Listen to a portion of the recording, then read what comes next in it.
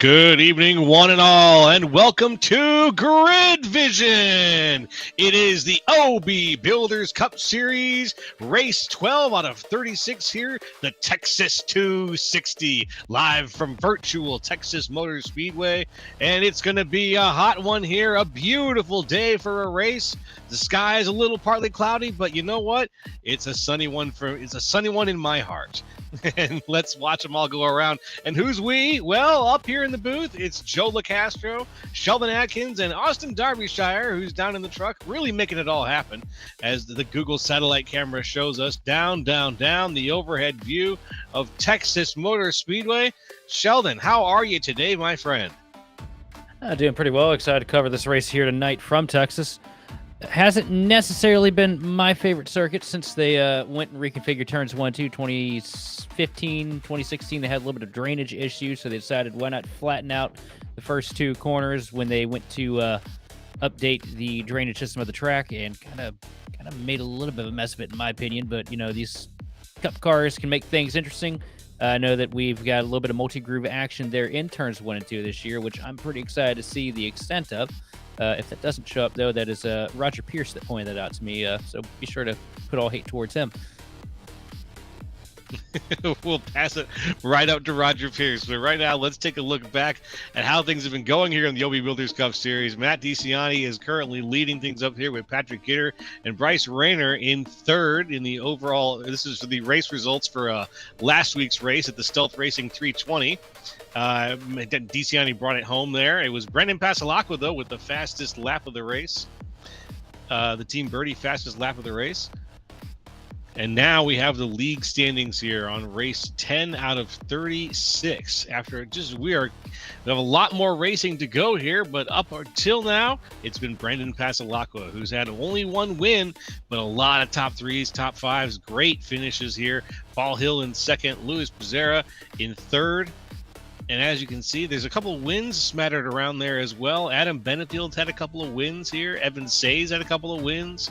So the fields mixes up a little bit. Even Patrick Kidder down here in 18th, he's had a win and some great finishes under his belt. So there is still a lot of racing left to go and a lot of possibility for changes and moves all up and down that championship ladder. Yeah, so a lot of time left in the season for some of these guys to climb up, but it's starting to get to that point of no return, though. You really want to start putting together real good, clean runs here to finish out this season as we get a look at the grid picks here tonight. That's right.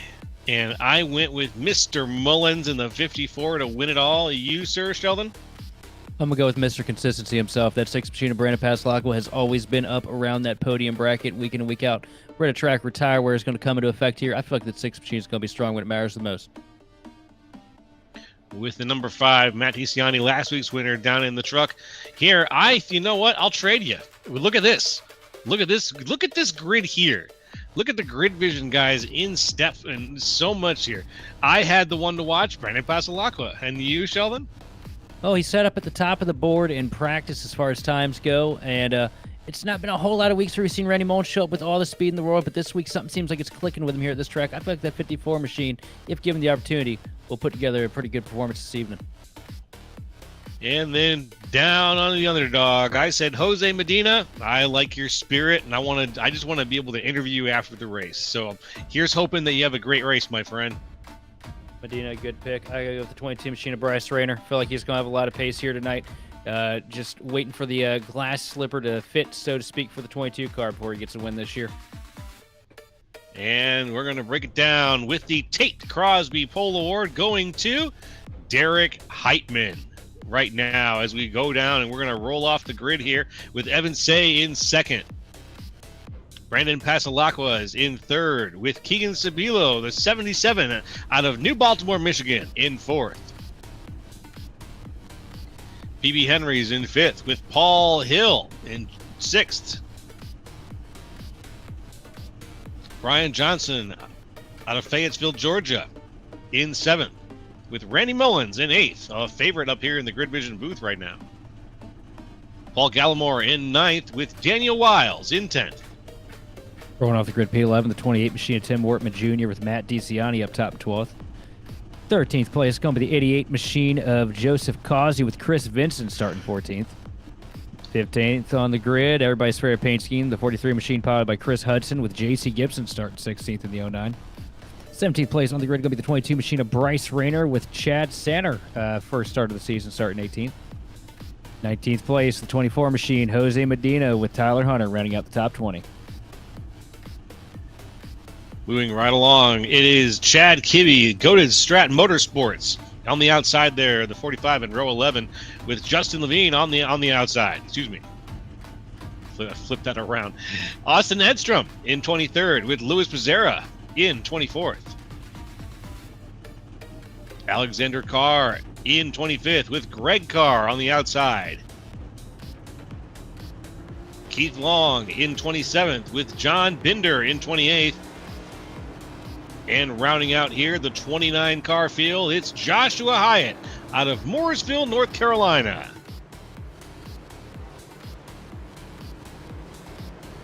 Couple things to note up here. I don't think either you or I saw that Derek Heitman was in this race. That's going to be one you're going to keep your eyes on as well. Heitman always brings a lot of speed to the track. And first start of the season and of the league here for the 77 machine of Keegan Sabilo starting up here on the outside in fourth. know he's got a lot that he wants to prove here tonight in the OB Builders Cup Series. It's going to be interesting to see how that first start goes from here at Texas. And Sander, another one. Don't think we've seen his name this year, starting in 18th. And I don't have any pre-existing notes, so just happy to see more names.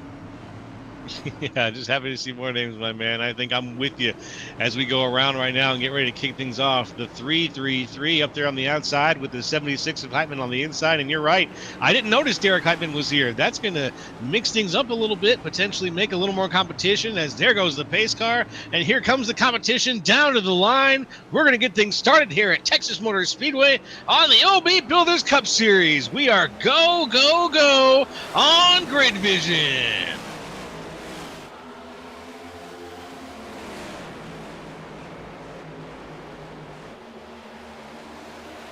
One guy come over the radio says his car turned off there at the start-finish line. Didn't quite catch the name, but that's a problematic way to start things out. But good launch with the BK Designs green flag for the 76 machine of Heitman, carrying a car length and a half advantage here into turns 3 and 4 over Evan C. As we see a little bit of ballast starting to heat up here. Keegan Sabila working around the outside, trying to get past Brandon Passalacqua here to take over third. As we come back around after one lap, passing through the BK Design start zone. It's looking pretty good up here at the front with things straightening out a little bit. A lot of single file racing, but then when we get back a little ways further, we can still see that two-wide situation still bubbling up here. Yeah, it's really weird how this place works out. Turns 1 and 2, you really got to roll off the throttle, let the car kind of set itself into the corner because of the lack of banking.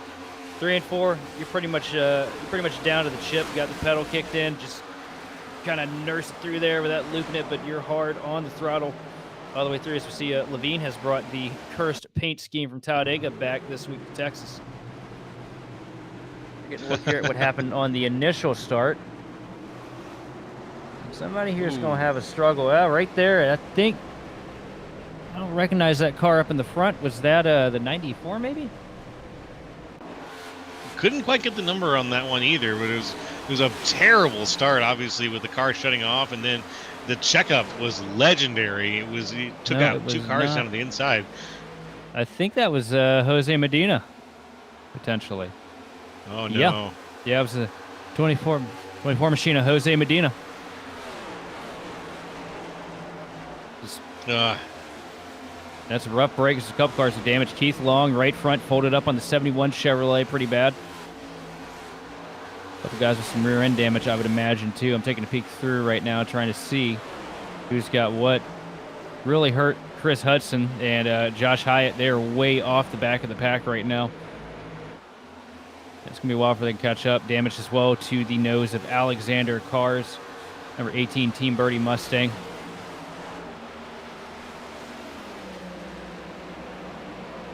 Early for damage in a race like this. We're going to be doing 175 laps around here, and it is a little bit early to be putting that much damage on the car. Obviously, first things first, you don't want to be handicapping yourself or using I think we get one fast repair out here.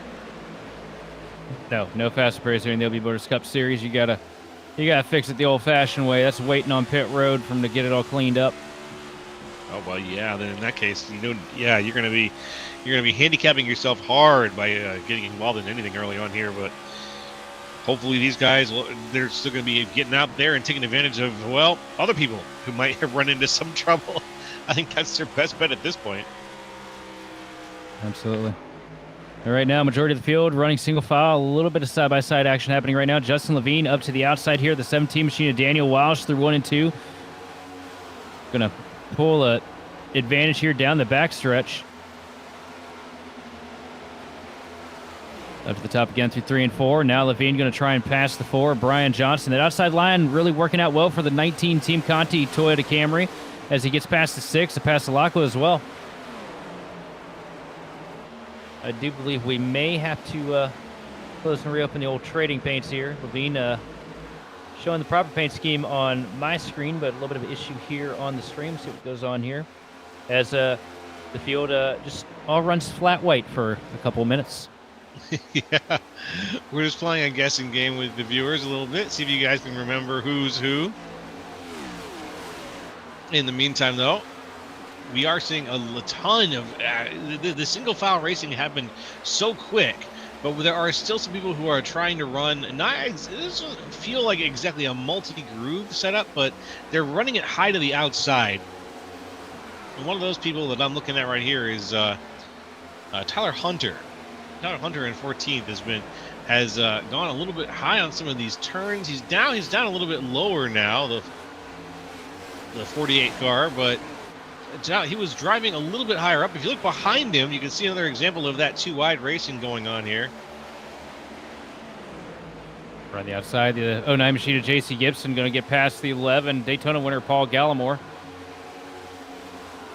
Gibson getting a good launch down the back straightaway now, trying to set himself up to the outside of the 54 machine of Randy Mullins. The battle for 15th starting to heat up here.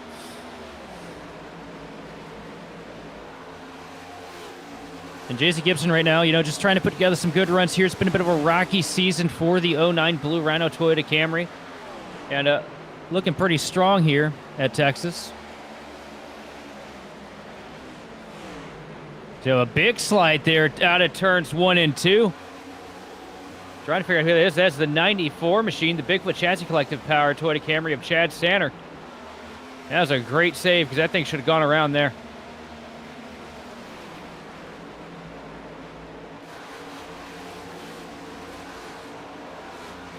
Let's go back in time and have a quick look at that. Oh, we had one car. Oh, that's why right there. Got hooked around coming into turn 1 off the nose of Louis Becerra. I'm still having a bit of a treading paints issue here. It would appear.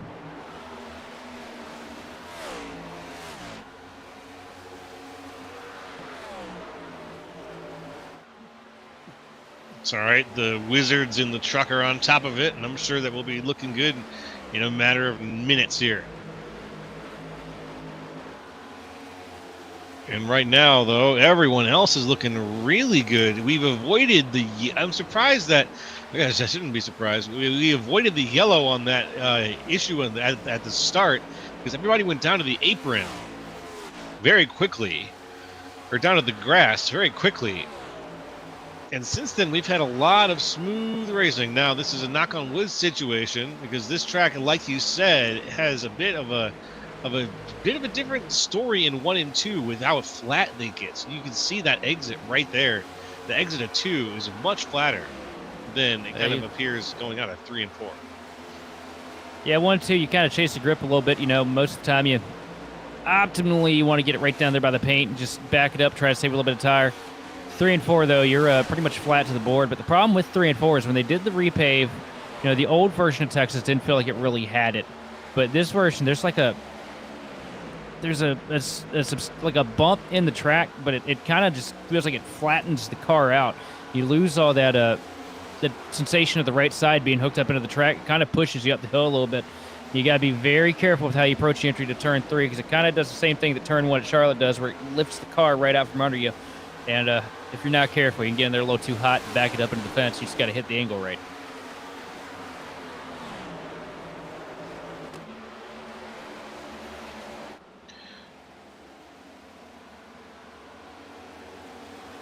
Well, right now, the field is doing all right, but there is a little bit of action happening here.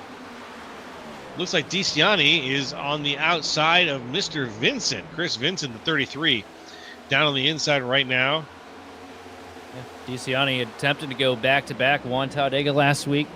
Showing up with some good pace here tonight, up into the top 10. Also, huge moves early in this race for the 19 machine of Justin Levine. Started this thing off in the rear half of the pack, up into the top 5 here early, as well as his teammate Joseph Causey. So these two running really well, right behind, a little bit behind Keegan Sabila, who's on P3. But I'm not surprised up at the front, though. Derek Heitman, Evan C., both putting together really good runs. Evan C.'s been on fire this year. Seems like he's really figured out the handle and the feel for this Cup car this year. Last year had a lot of flashes of brilliance, but didn't quite have the week-in, week-out stats to show for it. Kind of found himself in a little bit of messes here and there. And, it feels like this year he's really learned how to just be on the edge with these Cup cars and not overstep the boundary, which can be really difficult for some of these guys that have, transitioned from storied dirt careers like Evan has. But really meshing with the car and the setups this year very well for the 333. But I got to throw a little bit at your race leader, too, here, though. Derek Heitman, 0.8 of a second up on the field. I did not know he was in this thing until well after I'd made my pick. If I had a do-over button, I know exactly who I'd pick because I know the kind of damage Derek Heitman can do to a field here in an open set cup race. That's true. That's very, very true. And I'm going to go ahead and stick with my pick. I think that Mr. Mullins has still got it in him to go all the way. But this is definitely a bit of a different ball game with the Derek Heitman in the mix, a name that is well known amongst cup racing here and enthusiasts, fans, and iRacing in several different places. You can see on the screen here some information about Mr. Heitman as he's going around here. His current telemetry.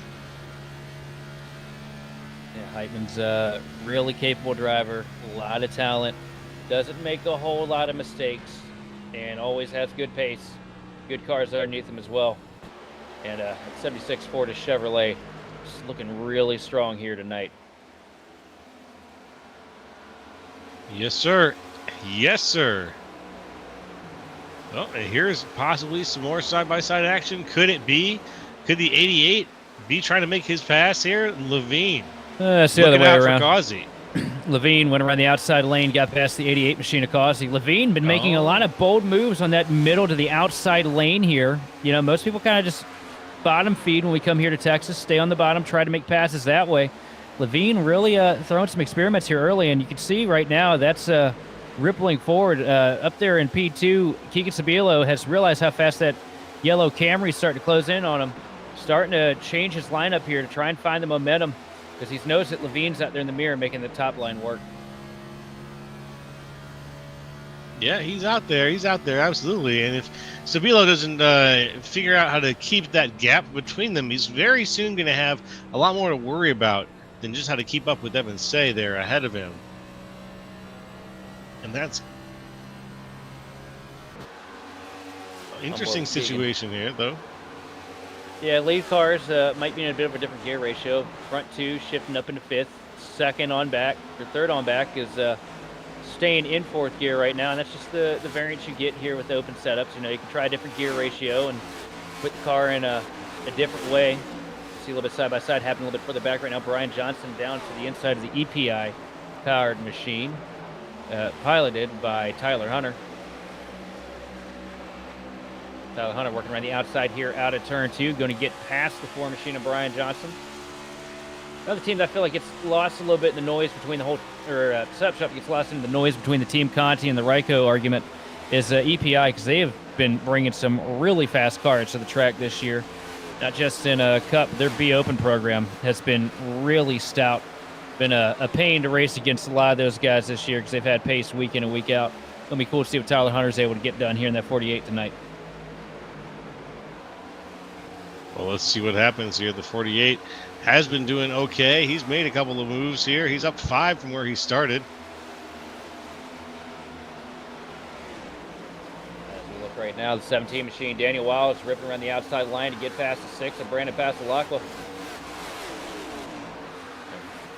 Pasalacqua, your points leader, and a gentleman racer as well. Saw that run getting charged up, and that's why Brandon Pasalacqua is your points leader.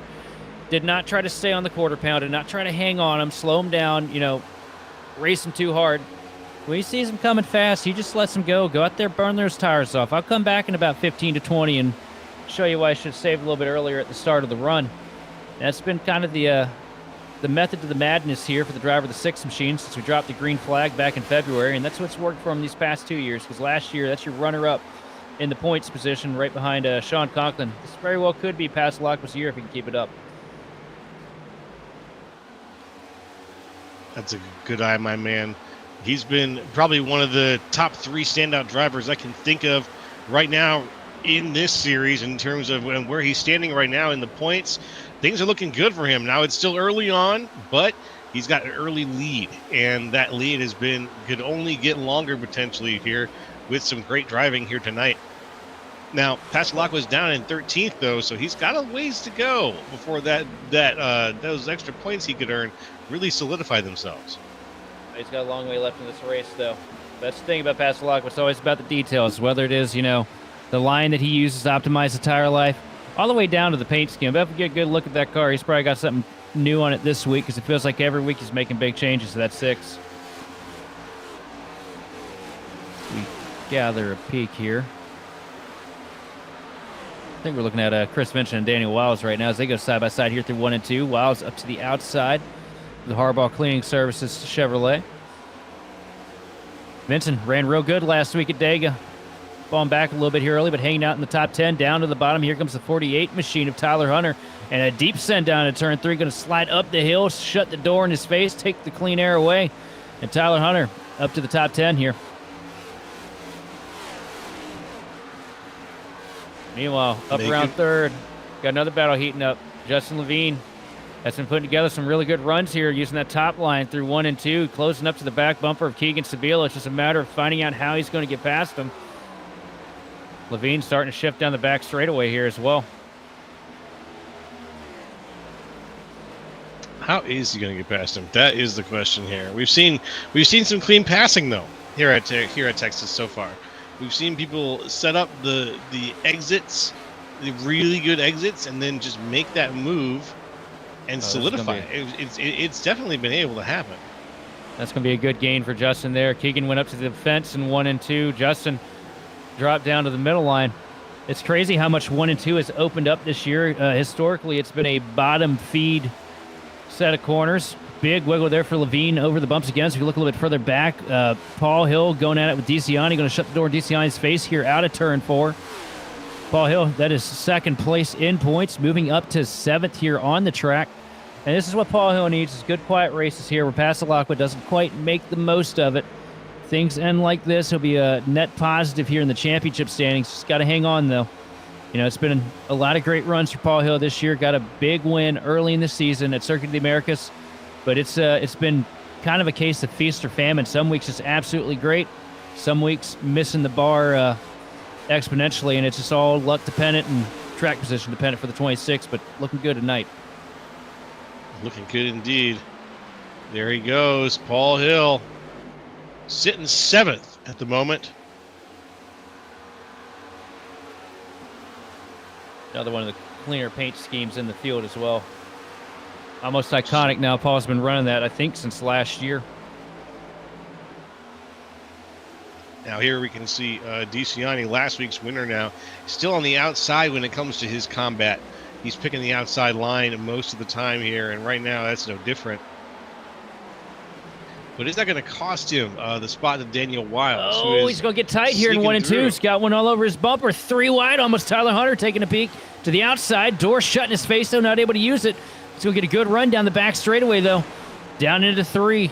Hunter going to go all the way up against the fence again. But that opens the door. Here comes the 4 machine of Brian Johnson. He's going to bring the 22 machine along with him, of Bryce Rayner. Ooh, interesting. Okay. Rayner all the way down to the stripe here through 1 and 2.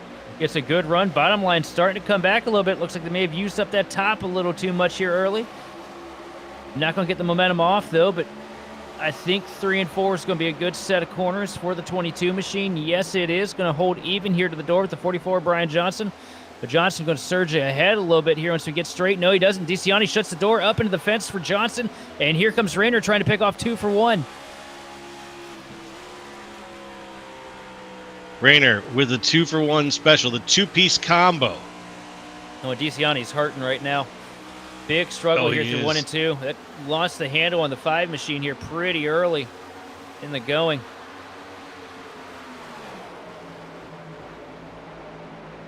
He's fallen back a little bit now. He's high on the outside. He's even got a little bit of a loose touch there as DeCiani now trying to make the pass on Hunter. Oh, and it's Iron Man this week for Pastelak.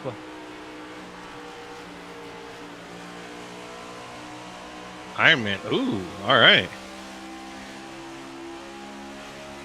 We'll see Brian Johnson now down to the inside of the 5 machine. DeCiani down into turn 3.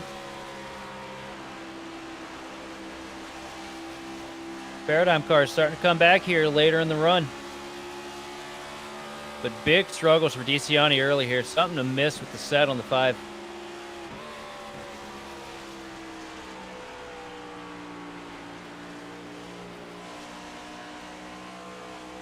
Looking at Pasalaco right now, he's fighting with Tyler Hunter, who's high on the outside. Hunter, he's got the speed to keep the pass up, but then as soon as they go into the turn, Pasalaco's got the momentum, and he's got the geometry down there to make the pass. This time I think he's going to hold on to it. Yes, he is. Yeah, he's got Pasalaco moves up to 10th. Yeah, Tyler Hunter's ready to use his stuff up. Up at the front, though, the first two spots, we haven't seen any change since around lap 3. Evan Sieg got up to P2 early. Just been kind of neutralized locked. Just about a 0.8 of a second margin between him and your race leader, Derek Heitman. Heitman doing a great job right now, maintaining this gap, keeping that 333 machine kind of in dirty air range. And neither one of them really fading, but way up against the wall here through 1 and 2 again. It's the 77 machine of Keegan Sabilo. And he's going for kind of a high art with a late cut, which is an interesting line to see here at Texas because historically that has not existed. And that's what we're referring to now as the Roger Pierce line. I can see it. I can see it.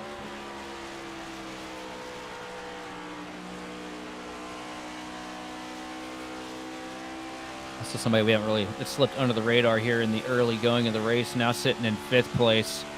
It's that 95 CFM Chevrolet of PB Henry. Been a good run of finishes here for him this year. Been putting together some really good efforts here in the OB Builders Cup Series, getting some good runs. And it's good to see the momentum continuing here for PB.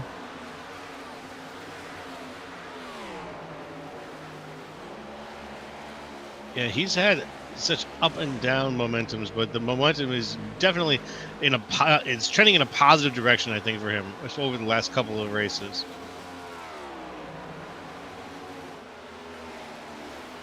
Yeah, he's had a good string of runs here this year. Roger Pierce also correcting us. That was not the Roger Pierce line. He's greatly disappointed in Keegan Sabilo because the Roger Pierce line is to run on the fence on entry and then take the cut.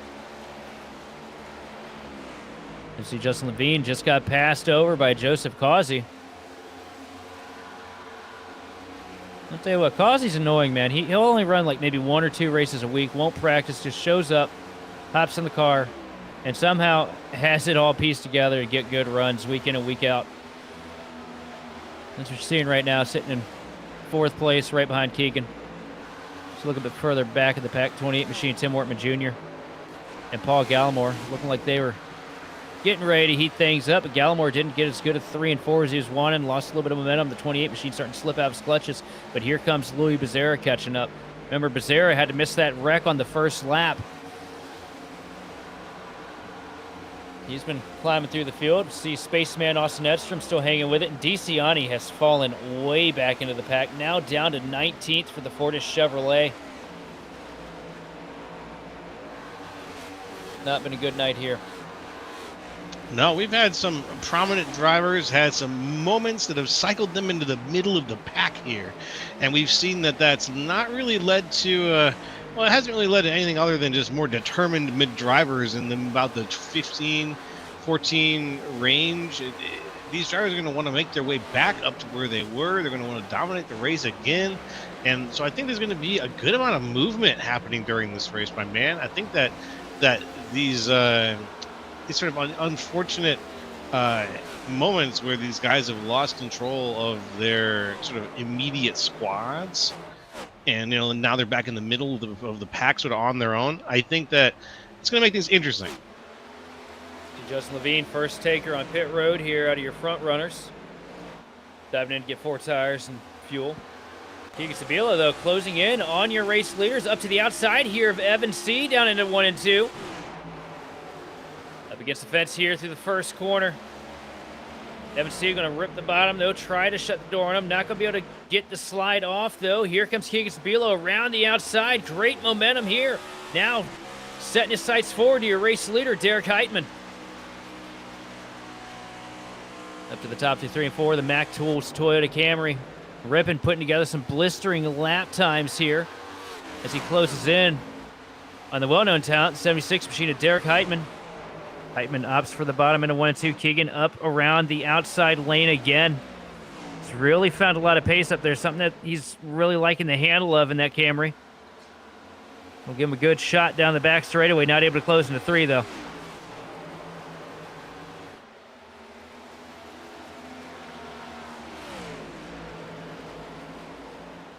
Round and around they go. Up here at the front, Derek Heitman. Across the stripe that lap. A 31.229 from Derek Heitman, a 31.132 from Keegan Sabilo, a 10th quicker. The 77 machine, a big bobble there, though, in the middle of 1 and 2, but it's not going to hurt him too bad. Gets a great run down the back straightaway and a good peek to the outside here into 3.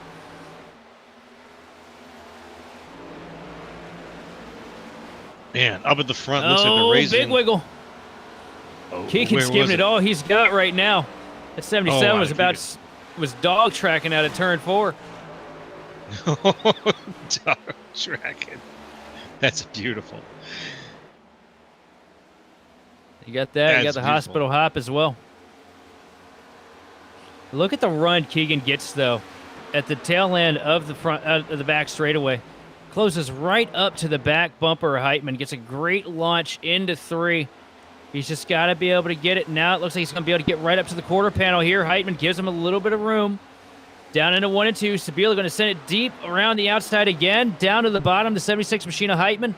Heitman with the shorter geometry going to be able to pull ahead for a second. But here comes Sabilo. A great run. Down the back straightaway, the 77 machine now peeking to the bottom for the lead.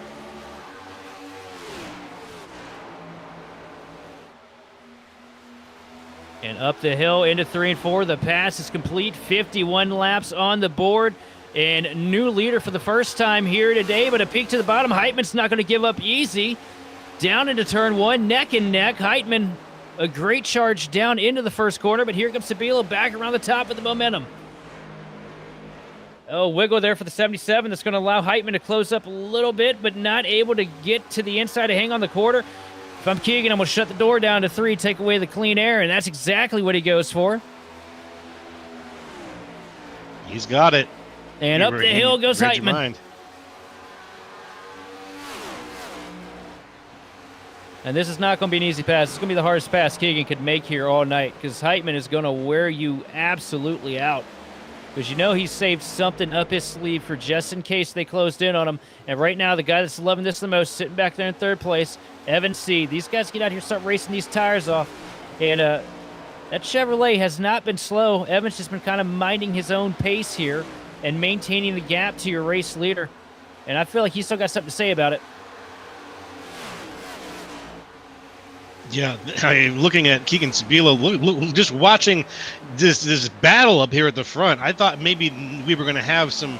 I thought maybe this was not going to happen for a while right now, but this side-by-side racing. Oh, he's getting.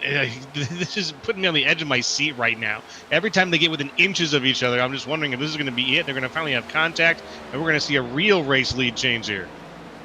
Here comes Heitman around, 4 fresh tires on the 5 machine. As we see, Derek Heitman coming down pit road here. A little early, Keegan. Better be coming in here soon. He does not want to let that car get too big of a gap. Now he's playing a little bit of defense here through 1 and 2, trying to throw a little bit of dirty air onto the nose of the 2nd place runner, Evan C. What a great battle we have up here at the front. I figure this is going to be a Heitman walk-off, but Keegan and Evan both putting together some great runs here to at least give us something exciting. Yeah, I kind of thought it was going to be a bit of a walk-off, a little bit of a walk-off too. Just from the early stages of this, there was a lot of indication that, Heitman had this thing on lock. And then all of a sudden, Sabilo shows up. All of a sudden, Say's got a little bit more to say in there. Like, it's just, it's starting to heat up a little bit here around the middle of the race. Yeah, this right here, this is that come or go stage. You got guys that have been out here a little too aggressive on the tires. They fall back a little bit early. Then you got guys that, you think you're being perfect with the tires, but you start to fall back real late in the run. That's what you saw there with Heitman. Heitman still, I would say, has the fastest car in the field right now. And great talented driver behind it to match it. But Keegan is showing that he's not going to give up here as he's out here leading a couple laps. But Keegan's going to bring that 77 machine down pit road here at some point. And look at the amount of marbles flying off these cars, too. These guys running that outside middle lane, and it's like watching a dirt track. The amount of spray that's coming off the back of these cars with the rubber that's been built up on the surface. I don't think I've ever seen it that bad at a 1.5 miles.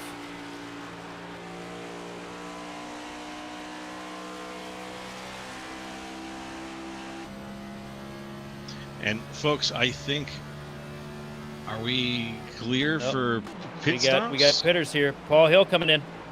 Pit sequence starting to open. Yeah, Louis Becerra misses the box here in the 12 machine. Whoa! Mistake. See now, the 26 Bigfoot Toyota Camry going to come down pit road. Paul Hill going to take his 4 tires and fuel. One car locked up heavy there. Is that Causey? It's got to be Causey, right? It's the only one that smokes tires. No, it's PB Henry. Looks like he got in, though.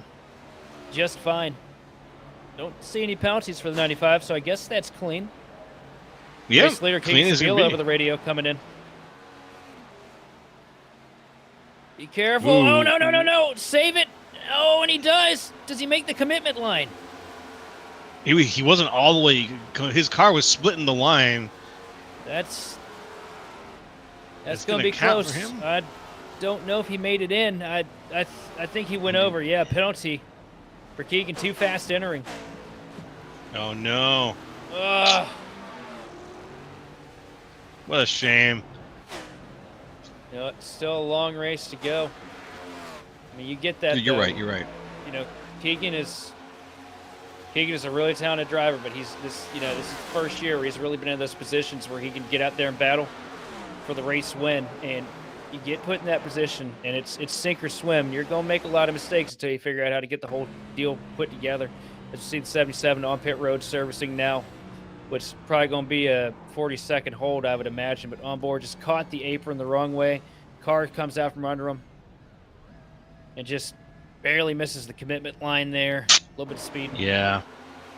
That's a rough break, but it's caution. This whole thing can right itself. It's just a matter of if and when. This series, we don't get too many yellows, but right now, in charge of the field, the 22 machine of Bryce Rayner with Joseph Causey right behind him. Vasilakis moved himself up to third here through the strategy. And right now, we probably should get the stint length pulled up so that we can figure out who's on what. Because we got some guys that came in early, some guys have opted to stay out incredibly late. All right, now you see guys out here up the front right now, all on older stuff.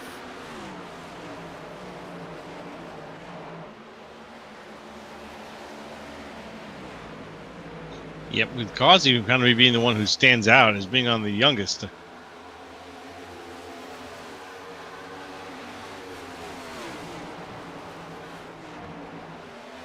Also, they've just let Keegan return to the racing surface. A costly mistake for the Mac Tools Camry.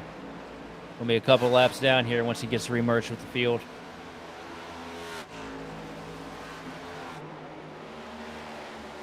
Sounds like some more calls for pitting here. Brian Johnson, the number 4 now. He's in 9th. He just called out that he's going to be heading down pit lane very soon. Yep, Brandon Pasalaco as well as Daniel Wiles on pit road getting their service here. Chris Vincent in a 33 Chevrolet coming down for 4 tires and fuel.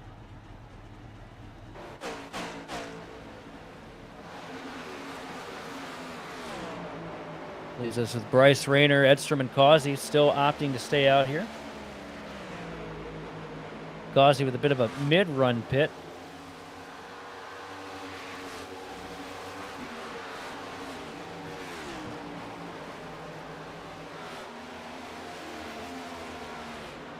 And here we go with eyes on the 22, Bryce Rayner heading down pit road.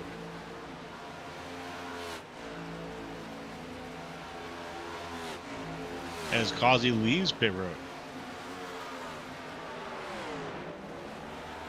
Joshua Hyatt over the radio saying he's coming down for his 4 tires and fuel.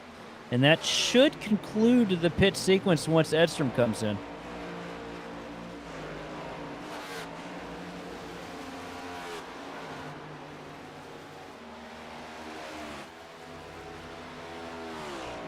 Let's look at our race leader right now, Austin Edstrom. And if there's anybody in the field praying for a caution right now, it's the driver of that 87 machine. Staying out real late here on this run means he's going to fall way back into traffic. It was kind of stuck at the tail end of the field after the initial start with the calamity that we had there. So Edstrom's got a lot of work to do today here, but, you know, somebody maybe makes a slide coming down pit road or makes a mistake here on these fresh tires, overestimates the grip. Austin could be looking like an absolute genius with this call. That's a big brain. This is a big brain call. That's seeing the future, man. Ooh, Randy Mullins with a very unpretty, very undignified pit road entry there.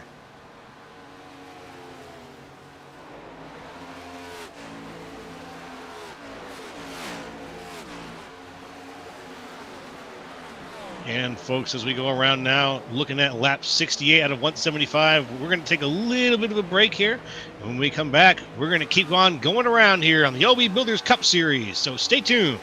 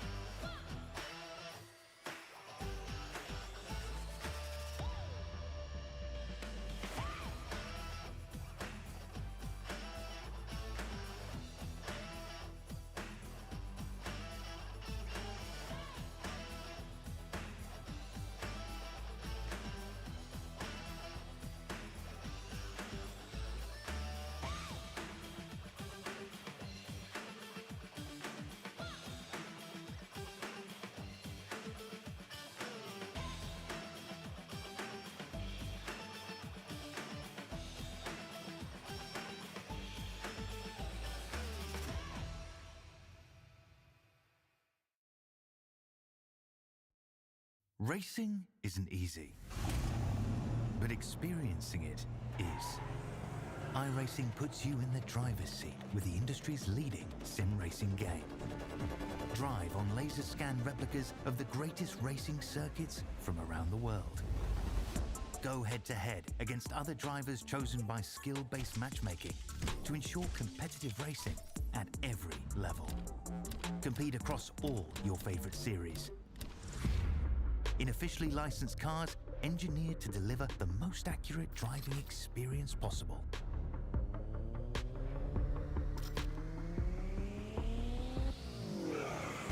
Join a race or host your own with players from across the globe. Race against the computer or in a league with friends. Feel the thrill behind the wheel. Visit iRacing.com.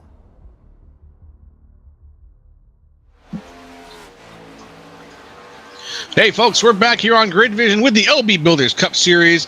It is Texas Motor Speedway this week, and we are on lap 75 of 175, which means we are down just below the triple digits after this lap. We'll have 99 laps to go in tonight's race. Welcome, everybody. It's me, Jolo, up in the booth with Sheldon Atkins and Austin Derbyshire, my boys as usual, and we're all having a good time here tonight watching the LB Builders Cup Series go round and round and round. And right now, Derek Heitman is out there in the lead with Justin Levine in second and Evan Say in third. Yeah, the way things cycled out there on pit road, Derek Heitman taking the lead here, commanding fashion too. 2.5 seconds up on the rest of the field right now. Justin Levine holding on to P2 with Evan C. holding on to third. A little bit of ground to make up here for Evan C. though. Lost a little bit of time on pit road and by staying out a little bit later on that sequence to the rest of the field.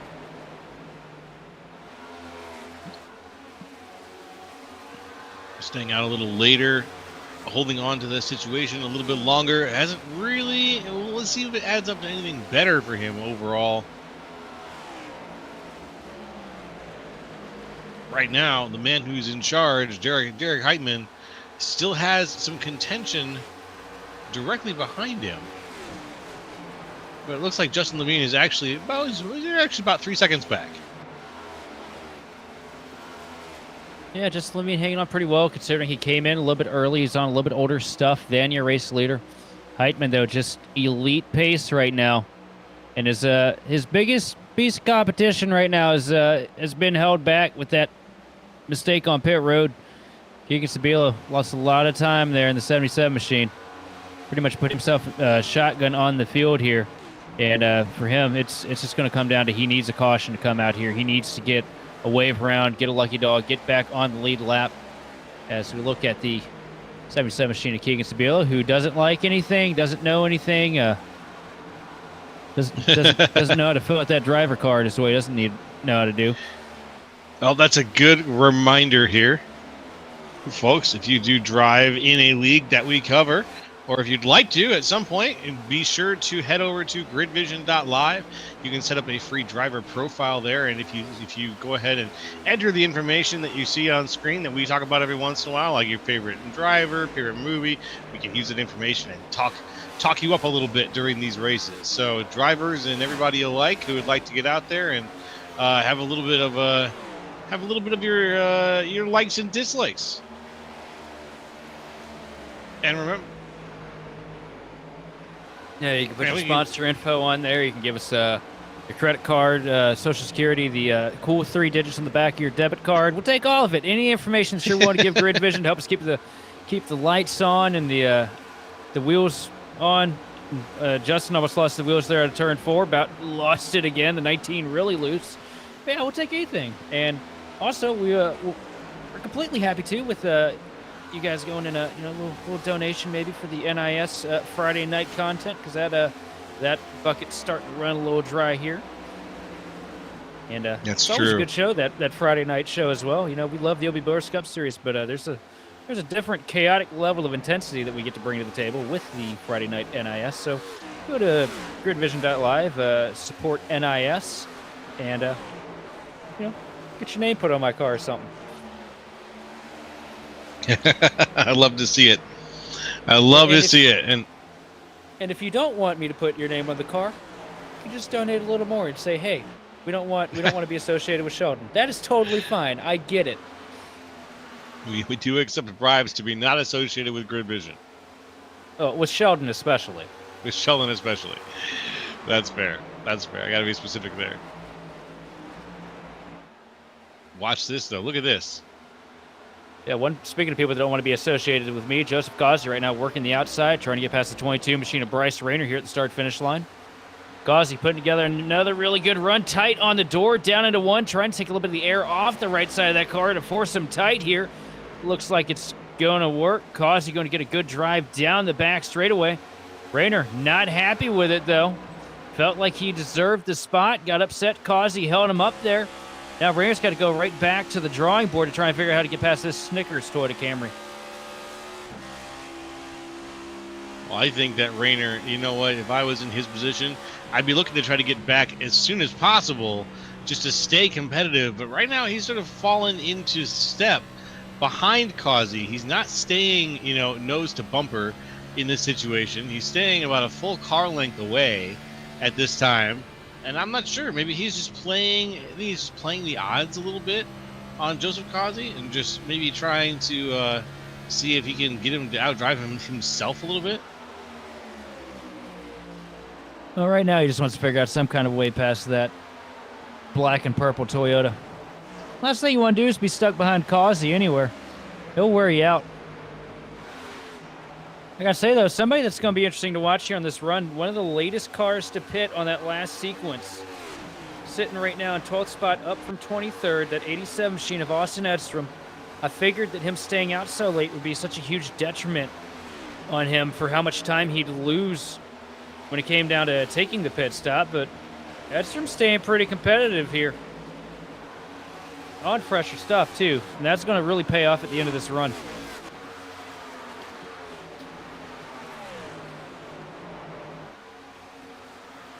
Now let's look around the field a little bit, see if there's any more competition to be had. Aside from that, man, that Justin Levine, Evan Say situation up there at the front, though, is heating up, though. Evan Say now with a dodge down to the inside, seeing if he can take Justin Levine. They're side by side. Say is giving him the squeeze up there to the outside, though. Yeah. Evan C's been running really well here tonight. Justin Levine on older tires, pit early, one of the first cars on pit road. And big wiggle there for Justin again. That car has been sideways since the green flag came out, tags the wall a little bit, loses second spot, but keeps the car pointed right. Maybe time to take about 10 to 20 off the top here if you're Justin. But Evan C putting together some good lap times here, starting to close in a little bit while he was battling Justin. On to your race leader, Derek Heitman. But still, 3.7, 3.6 seconds. That is a long gap to close when it comes to somebody like Heitman. That's true. That's true. It doesn't seem like in a lot of situations would that be a huge gap to close? No, not necessarily. But when you're driving against one of the top drivers in the league, I think that's a lot bigger of a gap than a lot of people give credit to. A second, that ain't a whole lot of gap. But 3 seconds, anything over 2, that's a pretty long road to hoe. Yeah, that's for something this competitive. Yeah, three seconds seems like a lot. It seems like a bigger canyon than a lot of people might expect it to be. It is definitely big. That's a cushion right there if you're Derek Heitman. Because if you're Heitman, you get that 3 second advantage. You could save a little bit of tire here. Go easy on the car, and just kind of take your time here. Maintain, at least a 1.5 second gap. You know you're going to be perfectly fine. It's once they start to get to that 0.8 mark, that's where you really start sweating. Because when they get there, you know you're not losing them. Yeah. Yeah, you are stuck in at that point. Another guy that we were talking about earlier in the race, giving up spots at the start. We see Austin Edstrom take over the 11th spot here from Paul Gallimore. But Brandon Pasalacqua, points leader, sitting P6 right now. Laying the strategy well, keeping the tires alive as long as he can. This is just the textbook run we see out of him. You see him give up a whole bunch of spots at the start of the run. And by the end of the race, he's right there, well within striking distance. And first pit sequence over. 6 machine net positive now, sitting in P6 as he starts closing in on Causey, who we know has older tires, 2 seconds ahead of your points leader. And Rayner and Levine. Rayner stayed out a little bit late on that pit sequence, led a couple laps. 22 machine looking pretty stout here tonight from Texas. So we look at him running down the back stretch here, down into 3. Just snapping around those turns. Yeah, the Event Park Chevrolet. Very good string of runs for him here this year. Him as well as Daniel Wiles have both been running great on a week-to-week basis.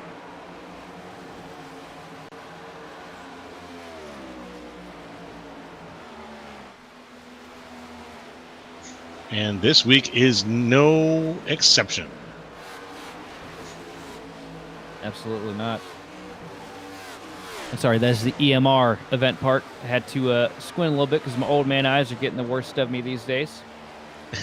Yeah. I feel that. I got my glasses right here, and I feel like I'm about to put them on because I haven't been wearing them this whole race so far, and I'm just about ready to need them. How about this, too? Sitting in 10th place right now, Tim Wortman Jr., that 28 machine. He's slowly becoming one of my favorite underdogs here in the OB Builders Cup Series. Last year wasn't quite the year. Had a couple good runs here and there. Pretty sure there was a win peppered in the mix somewhere, too. I feel like it was a super speedway. Can't quite remember off the top of my head. But here he is, man, just running good, well within the top 10 in a series as stacked as this, with the talent level that we have. Tim Wortman Jr. showing a lot of pace here tonight at Texas, and it's kind of been a running trend for him throughout the season to just kind of sneakily lurk his way up into that top 10 bracket. And once you get there, it's not a whole lot that you really had to figure out from that point to really figure out how to get up in that top 5. And then once you're up there, you can start making plays for wins on weeks where you don't even think you can get the job done. So good momentum for the 28 this year. All right. Well, you heard it here, folks. Let's keep it up. 28, Mr. Tim Wortman Jr. The Causey going out with Bryce Rayner again. Rayner able to get the pass this time down through 3 and 4. The 22 machine now moves up to 4th position.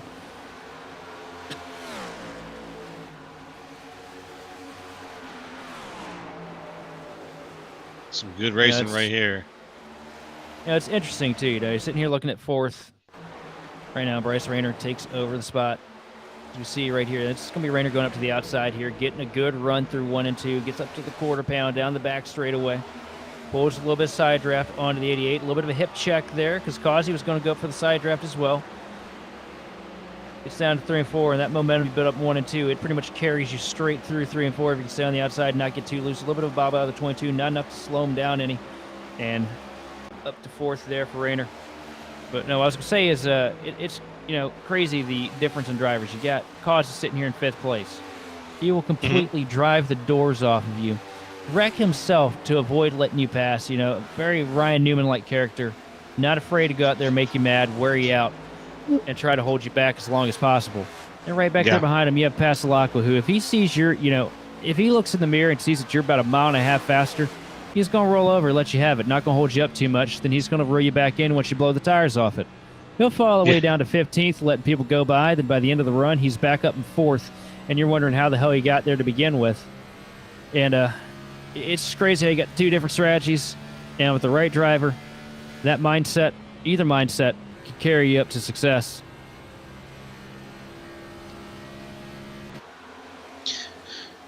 So far, so good for Rayner. It's carried him up to 4th place. He's up 4 from where he started, but Justin Levine is up 25 from where he started this race overall. He's in 3rd right now. The difficult thing for Rayner right now, too, is Causey is still giving him fits out here, all over the back bumper, pulling the air off, coming into the corner, going way up high, getting the momentum, trying to pull the air off the rear spoiler again on corner exit. Causey's tires definitely past that plateau point right here, as you see these two starting to close in on your 3rd place runner of Justin Levine. Also, no big gains right now for 2nd place. Evan C. still sitting there just over 3 seconds. 3.5 seconds even off of Derek Heitman. Now, I think if things keep trending in this direction, I think this might be Derek Heitman's race to lose. He's right on board with Rayner now, down to the bottom of the track into 3, going to get past Levine. Causey's going to follow him through and pass Levine as well. There he goes. There he goes. Levine just falling back just a little bit there. But maybe he's pulling a Passalacqua and just minding his speed a little bit. It's the opposite scenario. Unfortunately, Levine did come down about 10 or so laps earlier than the rest of the field. Was the first car in the top 10 to come on pit road. See right here, Levine came down on lap 56. A lot of these guys stayed out into the 60s.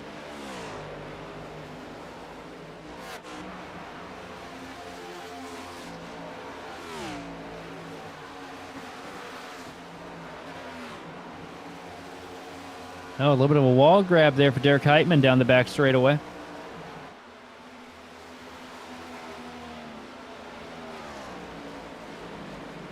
That's a little bit of wall's okay, just not too much.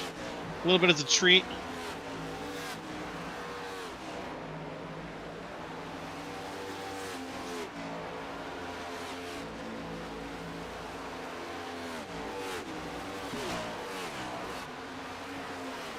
Look at the field majority single file right now.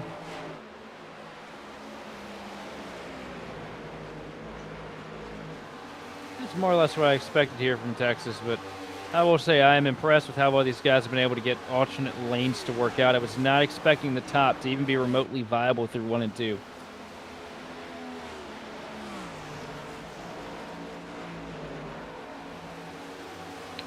Watching right now, very, very close to the front here. I've got eyes on the 17 of Daniel Wiles. Who's on the outside there? Is that Justin? Yep, Justin Levine getting Levine past. there. Still getting passed up here. Yeah, it's 2 car of height on fresher tires, but a lap down to the field. Yeah.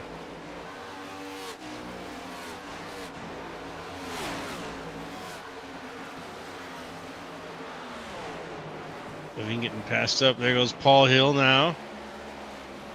Moving his way out the field. We talked about him a little bit earlier. Oh, Levine hard into the wall out of turn 2. Ooh, that's terrible. Oh, jeez, Heavy that's terrible. damage to the right front. Oh, Let's see it. the nightmare of a season here for in the OB Builders Cup Series for Justin Levine continues, making a stop here at Texas Motor Speedway tonight, and that is going to be probably enough for him to want to put it back up on the hauler and call it a night, because that is substantial. That right front fender completely bowed out on the Team Conti Toyota Camry. Oof. I'm willing to guarantee you, too, there's some pretty bad suspension damage, too. That's got to be wheel damage as hard as he hit it. Just got down to 1 and 2. Car started to wiggle up in the marbles and all the way up into the fence, knocked it down.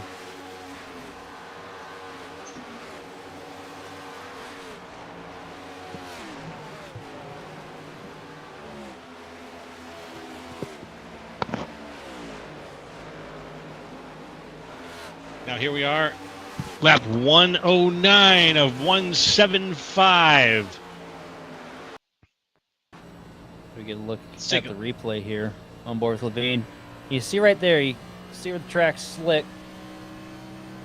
Got that kind of shimmer to it. Then right above that shimmer, you've got nothing but old marbles and stuff worn up off of the tires. Levine gets up here, gets up into the gray a little bit. You see the wheels start to jostle around there. Back end kicks out when he comes up to the seam. Chases it all the way up, not able to get a grip on it. Stuffs it into the fence there. And completely obliterates the right side of that Camry.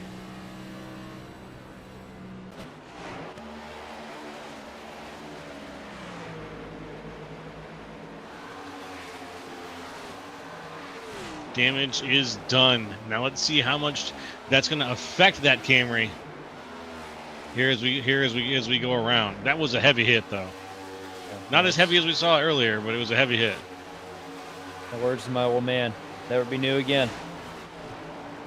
Just like my pappy always told me.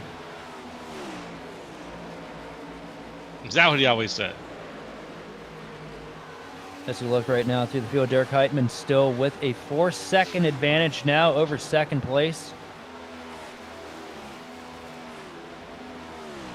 Heitman's gone and away from the rest of the field. Running around now. The only thing that could really take that away from him is either a mistake on pit road or a caution coming out.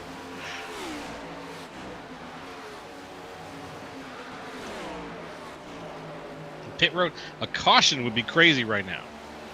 I think it'd be wonderful, but it would be also crazy. The amount of stretching out this field has gone through over the course of all these green flag laps has been so interesting to see it play out and to see where everyone is kind of landing here. But a caution right now, collapsing everything down, creating a direct head-on battle between Heitman, Say, and Ryan Reiner, that would be wild. I would love to see that, honestly. Definitely change things up, that's for sure.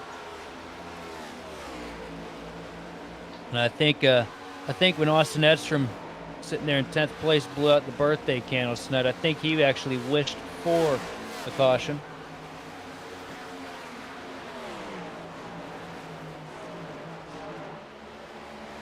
Reminds me, Joe, can you sing him a happy birthday real quick? Yep, you've got it. Am I allowed to sing that on the stream without us getting in trouble? I don't know, it's up to our producer. Nope, actually hold your thought and hold the cake, because here comes Evan C. down pit road. You got it. I'll hold on to that for later. Second place runner, Triple Three coming down, trying to get 4 tires and fuel here. Last stop of the night, I do believe, because we're well within the window to make it to the end. Oh, just right side. Yeah, we are. Left side down and away. Triple Three machine leaving pit road here. We got one car around on the back straightaway. Looks like the 4 machine of Brian Johnson all the way up against the inside fence. A lot of smoke. Oof, not going to be pretty. It said number 4 machine. Let's see if we can get eyes on that situation here in the way back machine. I think it was the 4. It looked like his colors. See him right here out of turn 2. A little high up out of the groove, maybe. Yep, big wiggle there. Locks it down, chases it to the inside wall. That's a good save. I mean, shame he knocked down the fence. Could have came off the brakes a little bit early there to maybe roll the thing to the right. But Brian Johnson not want to make any mistakes here and throw out a caution.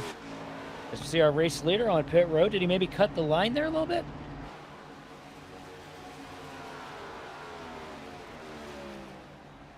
I don't know. I don't see at the moment. I don't see any. Oh, I do see Brian Johnson has a black flag. Peek here. Look at the replay here. He got close to it, just barely shrouded. Yeah. That right there would have been a massive mistake there for the 76 if he'd gone over that line. But thankfully, Derek Heitman, your race leader, mistake's not even an option here for him tonight. No, sir. I say this as he drives off a gravel road that is the apron leaving pit lane. Look at all the marble buildup down there. It's like a prime cut of Japanese Wagyu. Marbled to perfection. Absolutely. Now, we're hungry.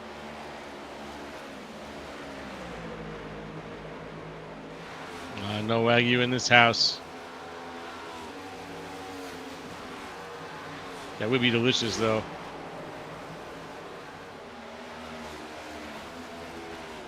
You got me wanting some. 3 and 4, Causey, your race leader right now. Through strategy, the 22 machine Bryce Rayner going to come down, get his final pit stop out of the way. And how about Causey hanging on with the altering strategies here? Up at the race lead here, getting those bonus points. Been a good night here for him this evening. Been a good night the past couple weeks. Causey's been in position here to really get some good finishes. And it's good to see an old friend up here running good. Big smoke down pit road. Looked like somebody maybe lost it coming in.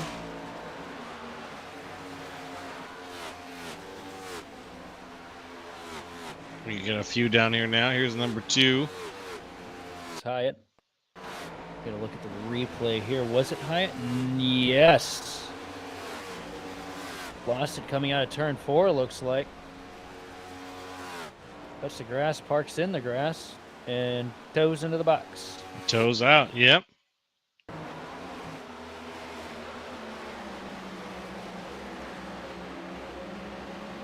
Looks like maybe he was thinking about coming in.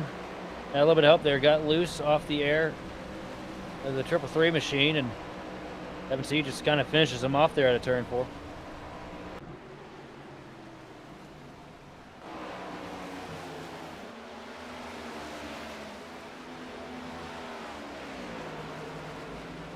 Causey right now holding on to the lead. Second place through strategies, Brandon Pasalacqua. Austin Birthday Boy Edstrom moves up into P3.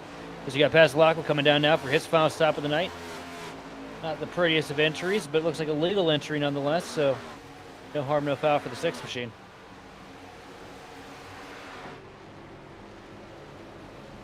Tyler Hunter over the radio saying he's going to bring the EPI-powered Camry down pit road.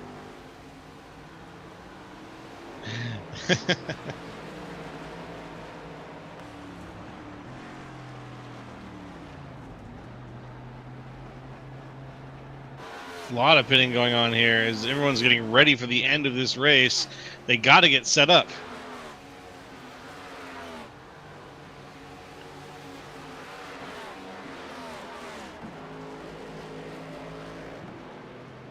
Say one thing, it's been a great night of racing. 124 laps, all under the green. OB Builders Cup Series doing what it does best. And what is it that they do best, I think? Well, it's go around and race it clean here at Texas Motor Speedway.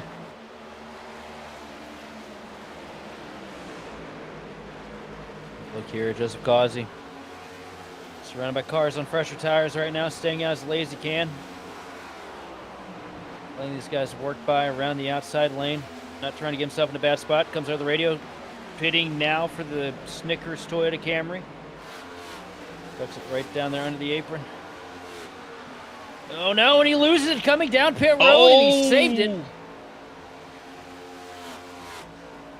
That was mighty close. Well, that's classic Joe. If he doesn't scare the crap out of us coming down pit road, it's not him in the race car. That's totally fair.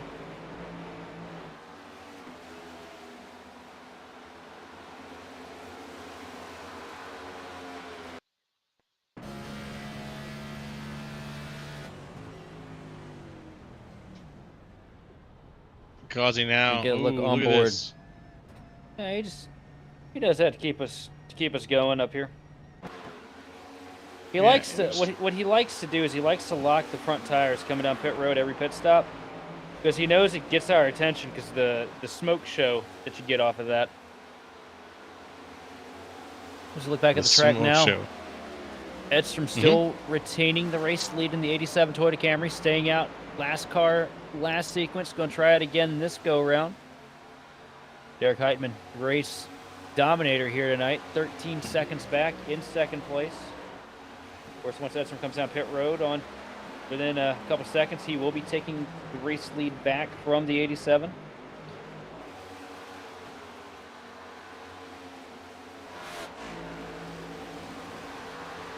Out here in front, Edstrom, the birthday boy. Still showing him how it's done here in the 87.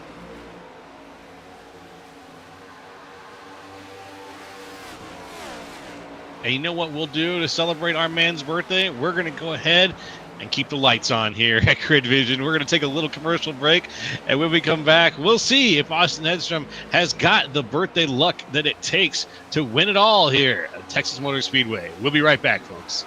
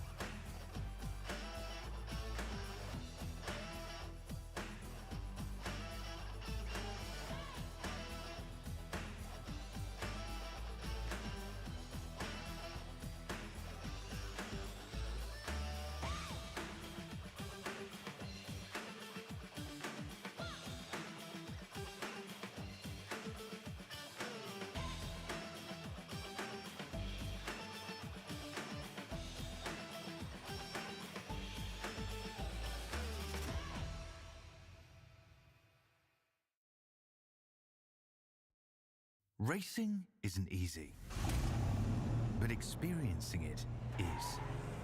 iRacing puts you in the driver's seat with the industry's leading sim racing game. Drive on laser scan replicas of the greatest racing circuits from around the world. Go head-to-head against other drivers chosen by skill-based matchmaking to ensure competitive racing at every level.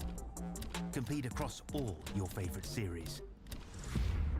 In officially licensed cars, engineered to deliver the most accurate driving experience possible.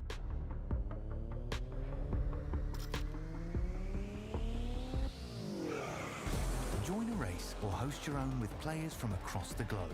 Race against the computer or in a league with friends. Feel the thrill behind the wheel. Visit iRacing.com.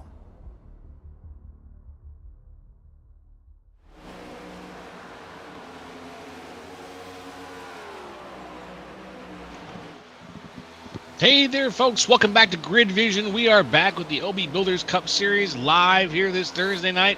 It's live from virtual Texas Motor Speedway over the beautiful, beautiful iRacing service here. And it's me, Joe LaCastro, up here in the booth with Sheldon Atkins and Austin Derbyshire. And we are bringing you the best in iRacing content that you can find on the internet right now. And look no further than here at the OB Builders Cup Series, where things have been going green basically since we've started. We've had some fantastic racing, though. Still, despite that, we've had some great passes going, some lead changes here and there. Right now, though, Derek Heitman is leading things here with Evan Say in second and Reiner in third. And everybody's separated by pretty large margins right now. Closest battle here in your top five is between Evan C. and Bryce Reiner. Reiner about a second behind your second place runner, Evan C. at the moment. But up at the front of the pack, it has been all Derek Heitman since we dropped the green flag. Got a bit of pressure early on from Keegan Sabila. Sabila made a mistake coming down pit road, though. Took him out of contention here. But since that point, it has been all Team Fortis with that Heartbeat of America Chevrolet putting together a blistering pace here tonight from Texas Motor Speedway, which is, kind of realistically speaking, what we were expecting out of Derek Heitman. I mean, he always shows up with the big guns. And he definitely brought him here tonight because that car is on rails. Not a single mistake has come from driver 76. That's right. It has been on rails. He's been showing them how it's done here at Texas.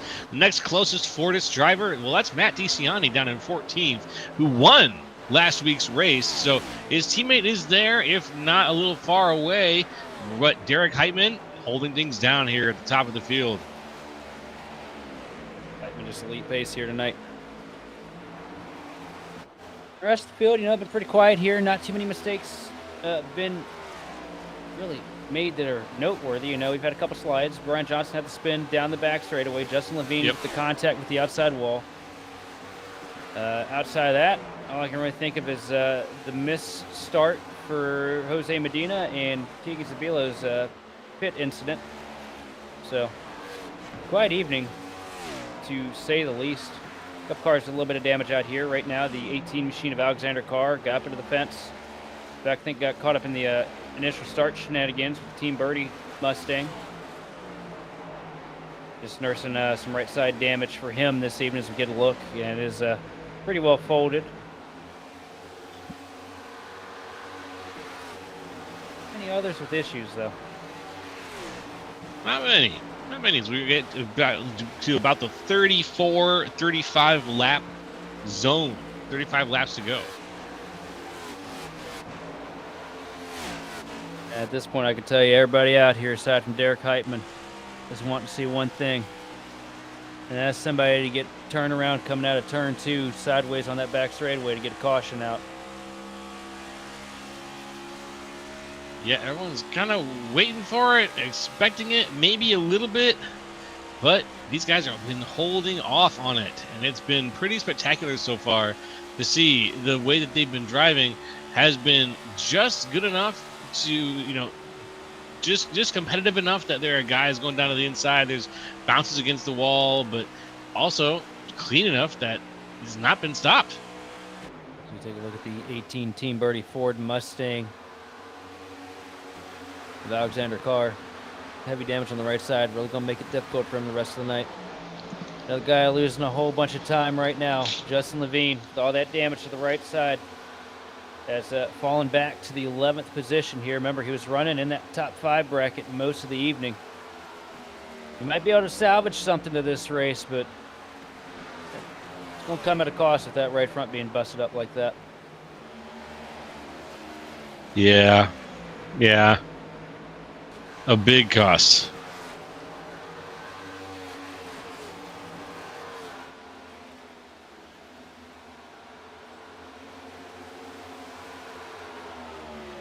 Look at Paul Hill right now.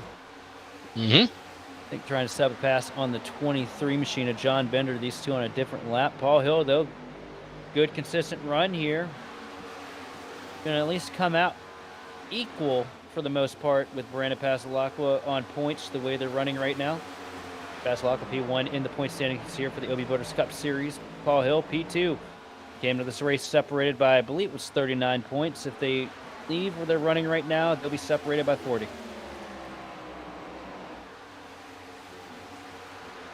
A perfect 1-point change there.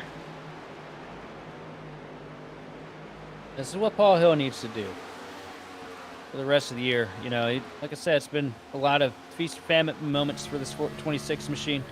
If he can just run the rest of the season like this, just in that top 5, you know, maybe a little bit out of the top 5, just in the top 10 bracket alone, have good clean days, no big costly mistakes, and just maximize on points. You got to think big picture right now for Paul Hill. You know you want to get out there and win races, but a championship 36 race season is not won by going out and winning every race you can.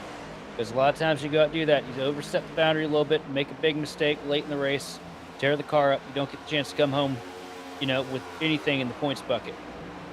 Paul just keeps running like this for the rest of the season. You know, Brandon Pasalacqua, once we get down to Homestead, he can just whittle them away.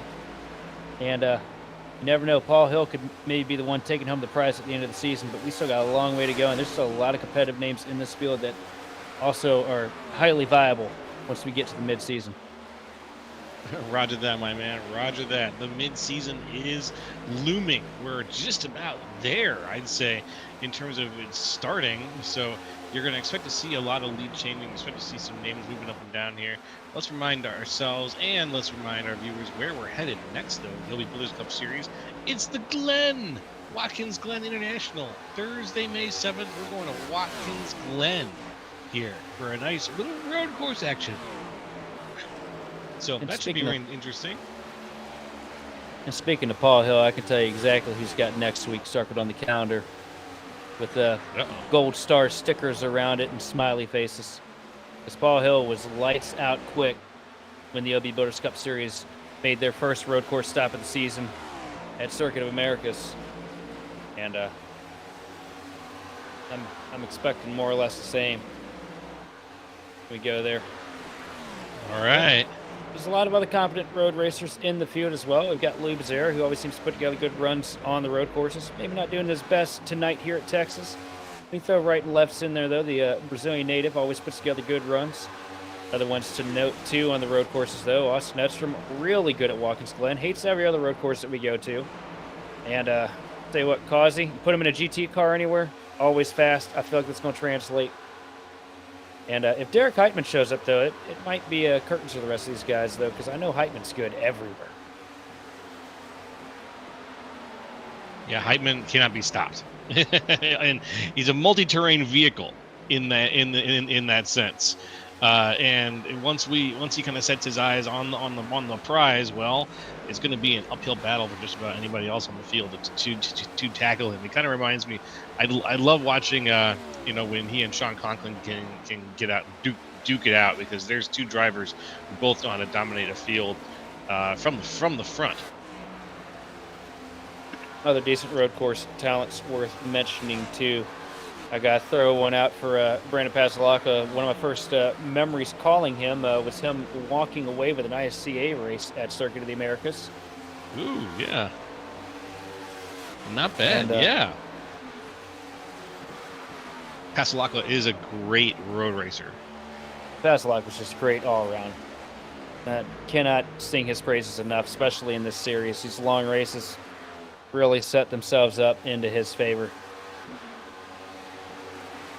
That they do. That they do, my friend. We are going around. We're making great pace here right now, though. I got to say, lap 153 out of 175, getting closer and closer to that 20-lap mark. And once you get to that 20 laps, that's when things will really start to heat up, I think. When the few last moves that can be made will be made. Yeah, it's going to be closing time, but there ain't no there. It's going to take a lot of moves if you're going to try and get the same from Heitman. 5-second advantage now over second place runner Evan C. Just coasting off into the distance, into the sunset here in Texas. It's been a great night for him from the Lone Star State. I gotta say though, I talk about paint schemes every week. I think one that has really worked itself into my favorite bracket though is the paint on Evan C's car. Mm-hmm. Oh yeah, That red and white dirt throwback that he's got on the CFM Chevrolet. Thing just pops. Now, I always thought the white car looked kind of cool, but that one right there, that's just perfect.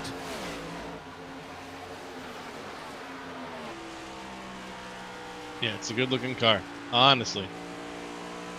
And I like I'm a big fan of the triple number. I go for the triple number too.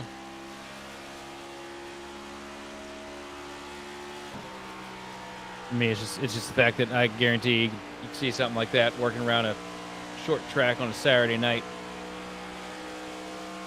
Huge mural on the back.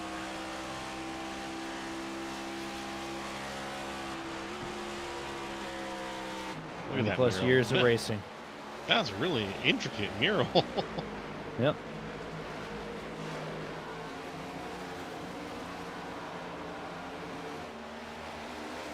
Not 100% on the story behind the mural on the back of the 333 machine. If anybody is watching in chat that has connection with Evan C., we would love to have that intel. As we look a little bit further back, though, Bauer for 7th place starting to heat up. PB Henry up to the outside of Tim Wortman Jr.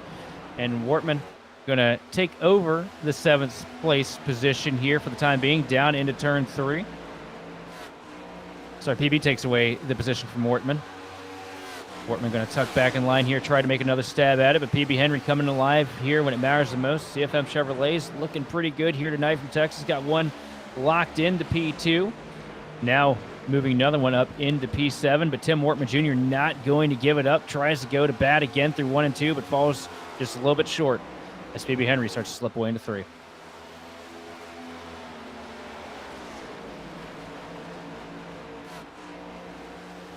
PB Henry. Oh, here comes falling Wortman back again. even further now. Yeah, look at this. Wortman, good run there through 3 and 4. Gets to look down to the bottom here through 1 and 2. Going to send it deep down by the stripe.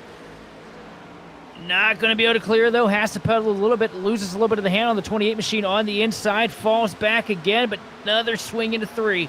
Tim Wortman Jr. not going to make this an easy pass for PB Henry, but Henry all the way up by the marbles here, straddling the edge of the seam and up into the fence for PB Henry. Gets a little bit tight out of turn 4. Heavy contact with the outside wall. That's going to give the spot to Tim Wortman Jr. Yes, sir. Wortman screams into 7th place. He's got it now pretty securely. PB Henry, though, holding on to 8th. Just now he's got to look at his rearview mirror and wonder, is Austin Edstrom going to bring some of the heat now? Yeah, Edstrom starting to close in here, up to 9th. It's been a long night for that 87 Toyota Camry. Oh, he's got 2 seconds to go here if he's going to catch up to PB Henry. And with 15 laps left, probably not likely. Yeah. But it's been a good night here for Austin. Sorry, this thing off 23rd. And, he's been the most consistent, biggest mover of the race here tonight. He has clawed through the field this evening. Another one that's made done big his moves. best. Another one that's made big moves here tonight, too. Up 14 spots from the start. Sitting in 3rd right now. Started off at 17th at 22 machine of Bryce Rayner. A lot of good pace for him tonight. That's why I had him as the underdog pick here tonight from Texas. And if we get a caution, you never know. Bryce can get really aggressive when it matters the most.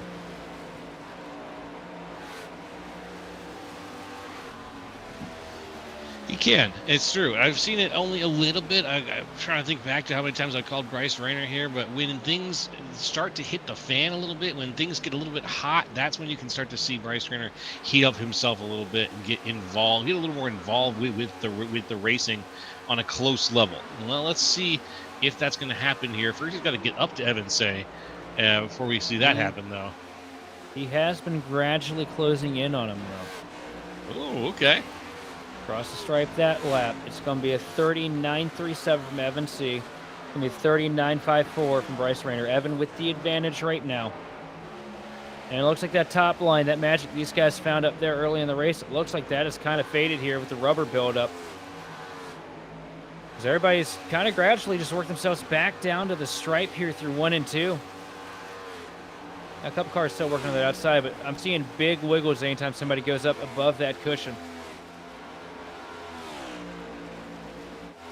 You can't avoid that. You got to stay in there. Those big wiggles are going to be the end of somebody. If they try to make a pass out there, if they're in a place where they're just throwing the weight around, especially with all the marbles that we got on the track. The stripe you said right now. There's grip to be found. You know, you just got to make sure that you're not trying to do anything crazy where there isn't any. Absolutely not. So we look right now at our 6th place runner, Paul Hill. Great night for him from the Lone Star State. Can run around P6 just about all evening. Started a little bit further in the pack with 26 machine. Just consistency. All he needs right now. He wants to close in this gap. He's got a track coming up next week that he knows he's going to run well at with Watkins Glen. Always runs great on the road courses. Has a good chance at maybe walking away with the top prize. But, you know, when you come to these mile and a half tracks where you know that the competition is a little more difficult, and you don't quite have that pace you're looking for, just the thing you need to do is have a good, clean race. And that's exactly what Paul is doing here tonight. As you come across the stripe, Derek Heitman leads us in. 10 laps to go here from Texas. 10 laps to go. With just 10 to go, it's looking like this race is going to be coming to a close here very soon, folks. Thank you for joining us for this run. We're here to the end. If you've been joining us the whole time, it's been a great time so far. It's been nice to have you. If you just joined us for the end of this race, well, buckle up, folks. It's going to be a hot one. We're on board with Derek Heitman right now, race leader. 5 seconds ahead. He's been nursing this 5-second gap for 3/4 of the race, it feels like. Closing up now to the back bumper of the machine of Carr, Alexander Carr in the 18. Dives down to the bottom here into 3 and 4. Nice and tidy on the stripe. And look at how much this track has aged from the start. You know, we started off this track, had a lot of grade to it, a little bit of rubber buildup. Now this looks like the Texas that I started with back in 2018. Every time we run the NIS races, this place would just rubber up so fast. You'd get such a predominant groove. Track would darken about 3 or 4 shades, and you'd pretty much have absolutely no grip by the end of a run, and that's what we're looking at right now. These guys just trying to keep these cars underneath them here for 8 coming to 7 more laps to call it an evening.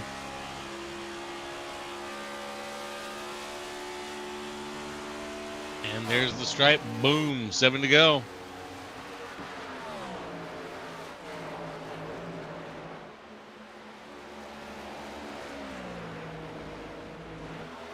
And he was not on our list of picks, but Derek Heitman out here in front. Let's watch where there are a few other battles going on, though.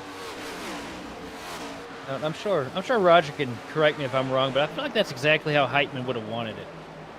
Slip in here under the radar. Nobody even thinks about him. Just unsuspecting that he's even in the field. Comes out, wins the pole, leads just as many laps as you possibly can with the pit sequences, and comes out with the win. Because Heitman's never really been, you know, all the times I've raced against him, he's not the guy that'll get over the mic. He's not the guy that tries to be too flashy. He just goes out there, he gets results, and tries to bring home the checkered flag, and it's what he's just about done here tonight as he comes out of turn 4, take 5 laps left here from Texas. Just 5 laps left out of Texas. And things are looking pretty smooth right now. As long as your name is Derek Heitman. A little bit further in the pack right now, Austin Edstrom starting to bring battle to PB Henry, diving down to the bottom here through 3 and 4, trying to take over the 8th spot. Big wiggles for the CFM machine on the outside lane. Henry almost losing it out of turn 4. Edstrom gets a good launch down into 1, but here comes Henry fighting back on the outside. This is not going to be an easy pass for Edstrom. He's going to have to give it all he's got here to clear him out of 2. Henry slides way up the hill, loses the momentum. Here comes Edstrom moving up to P8.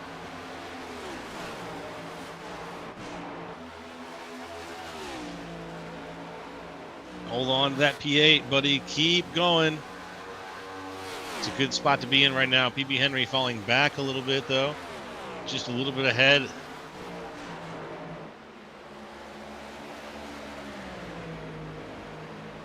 He's got about a 4-second gap between him and Paul Gallimore, so a good gap there. PB Henry doesn't have to worry about too much. But Austin Edstrom is probably not going to have to worry about PB Henry for the rest of this race. With only 3 to go. That gap has increased now. And now he can fit a few car lengths back there, but Edstrom getting loose. With only about 3 laps to go, almost 2 laps to go. Look at this, 2 laps to go. Tim Wortman Jr. bringing about the second place runner in points right now. Paul Hill up the hill here in 1 and 2.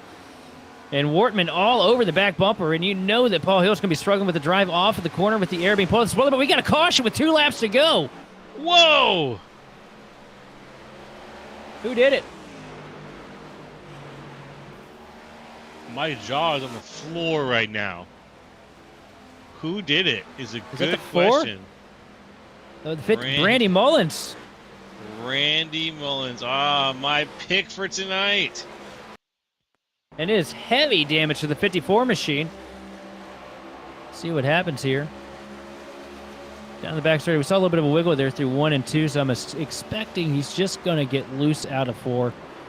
Loose into 4. Heavy hit with the outside wall. That car just never connected into the corner. I think he hit the bump wrong. Yeah.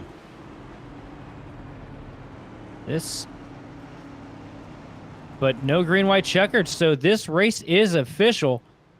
Derek Heitman going to be your race winner here tonight for the OB Builders Cup Series. Thank God there's no green-white checkers, because I guarantee you there'd be no way anybody would survive that. That's true. That's true. It would have been an absolute. It would have been the dash to the finish with the yellow flag, with 1 to go, with 2 to go. Excuse me. The absolute madness would be. It'd be madness. So without that, we're gonna walk across the line. Let's watch this from Mullins' point of view. Ugh, nasty. We're gonna walk, saunter, stroll right across that line, and Derek Heitman is going to take it all as soon as we get across the finish line here. And out of turn 4, a night of pure dominance for the 76 machine. Derek Heitman started off on the pole, led as many laps as he could with the pit sequences following the way they did. Across the start-finish line, though, to make it complete, taking the yellow flag and the checkered here from Texas. It's going to be the 76 machine of Derek Heitman.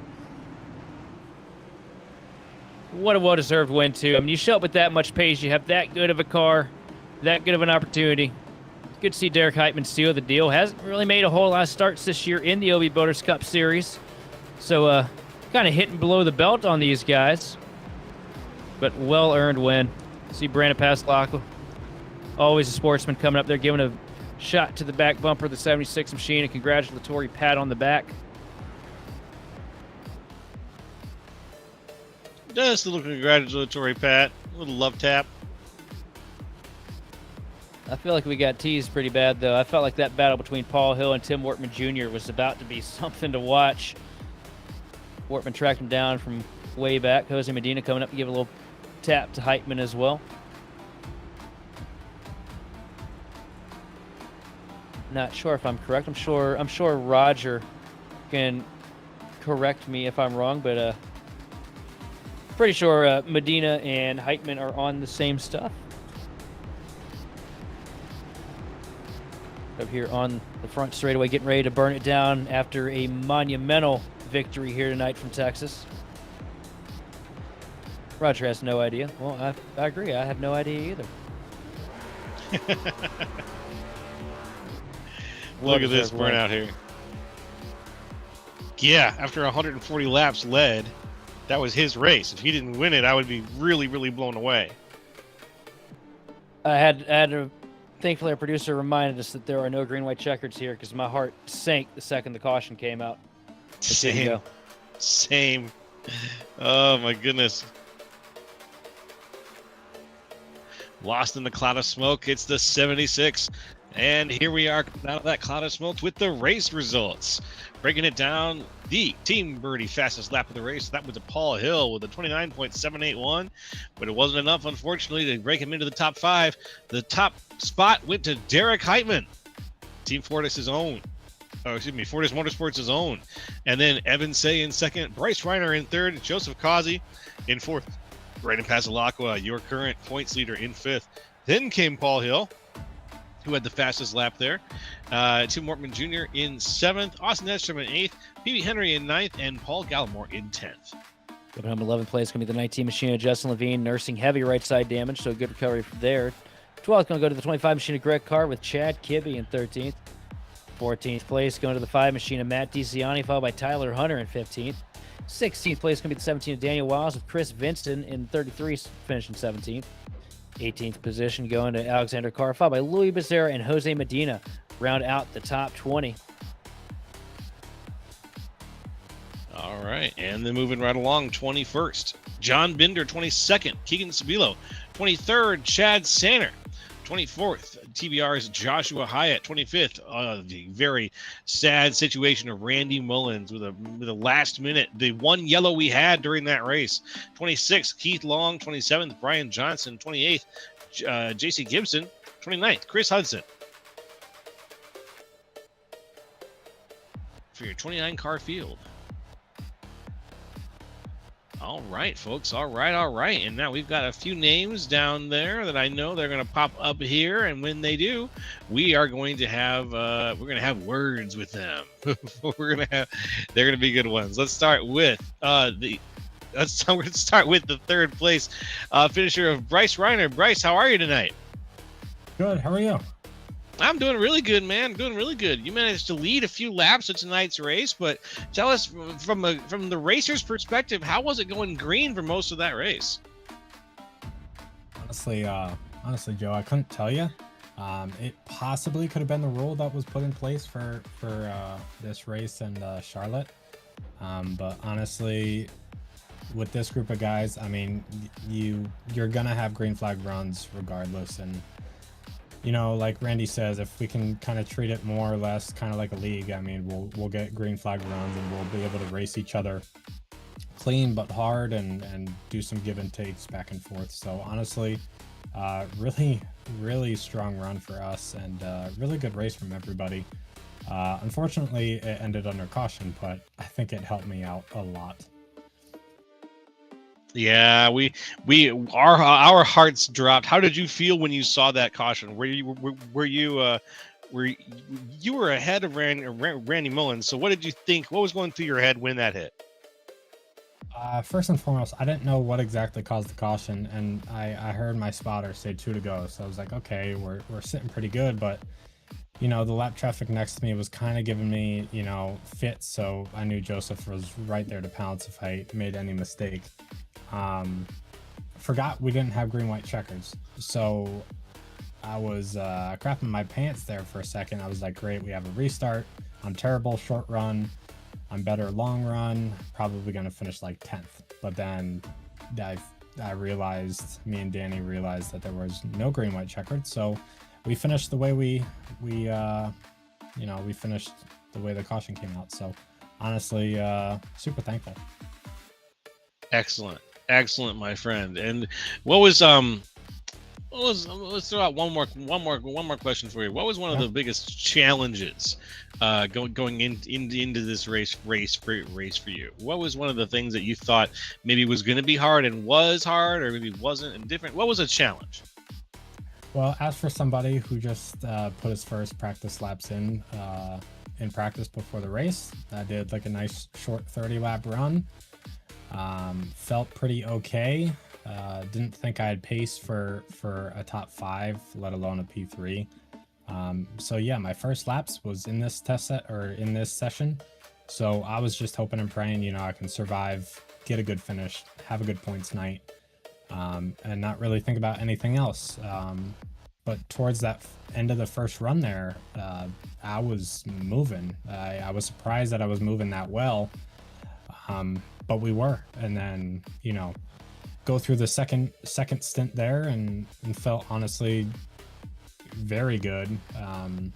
One difference was definitely trying to pass Kazi. I know he's tough to pass anyways, but it was definitely a challenge, and I was able to get past them for a little bit there before that last pit cycle and just try to hold on really, and we did. So really proud of myself to stick with it after only a 30 lap run in practice. All right, my man. And anyone you want to shout out to or give a little thanks to for your drive tonight?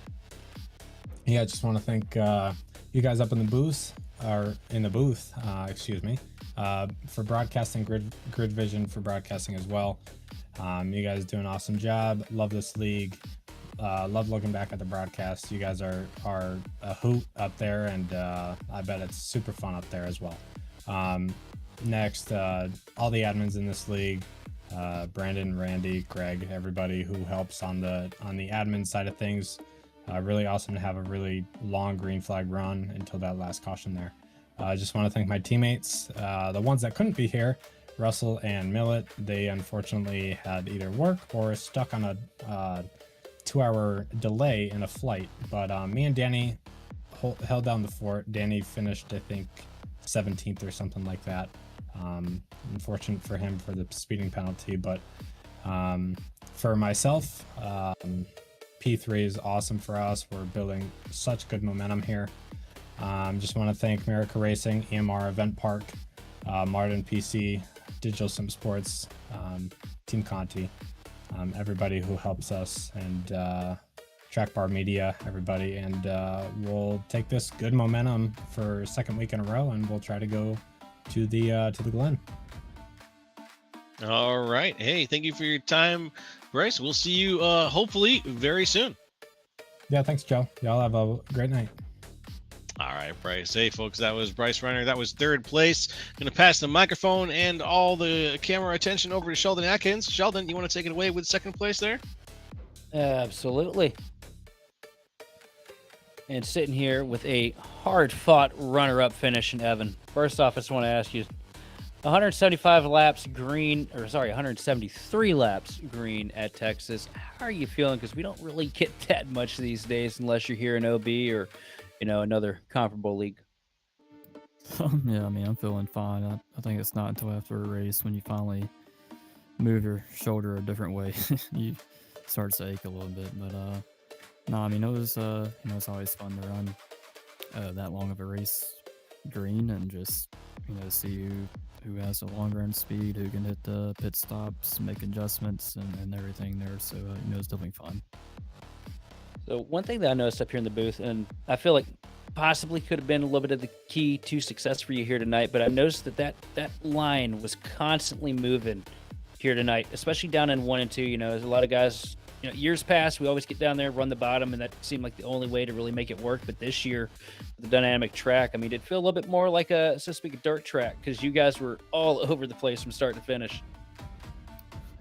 I mean, yeah, for sure. It definitely seemed the track, change from lap 1 there all the way to the end. I mean, I felt like we were pretty good that first run. I mean, I was just pacing behind Derek there, waiting to see if he'd fall off or if who would fall off first. That was really the best way to try and pass him without. I knew everybody behind us was saving a little bit with the gap we pulled, and it seemed like Keegan was really fast there running the top, and then which that seemed like it kind of went away towards the end. Once they got more rubber up there, you had to move back down to make speed. But I think Heitman just got us pitting there a little bit sooner. My tires started to fall off, and I just stayed out too long, bleeding time.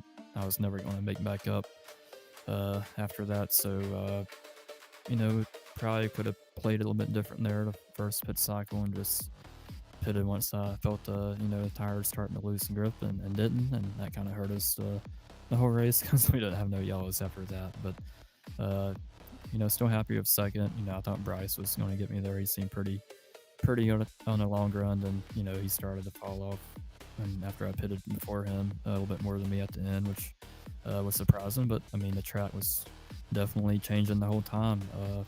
Like I said, I felt like towards the end you had to move back down because the rubber just got too far up the track to make any speed out of it after that point. But I mean, it was definitely a fun race.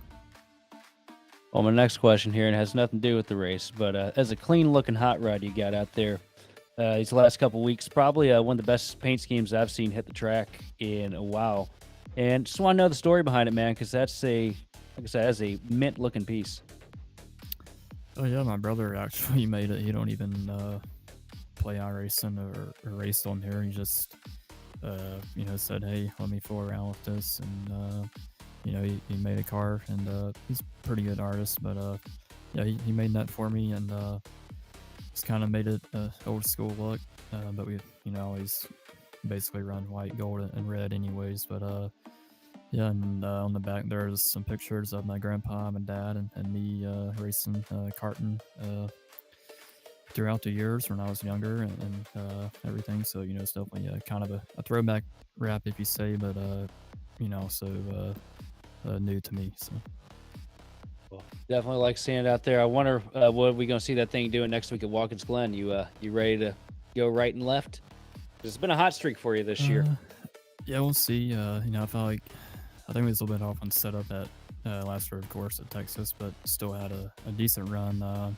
Watkins Glen is a little bit more momentum style track, I'd say, than Texas. So I think I'll run a little bit better there, but we'll see about get some testing done and try and get dialed in there, and then look forward to Dover for sure, especially on this new rubber model.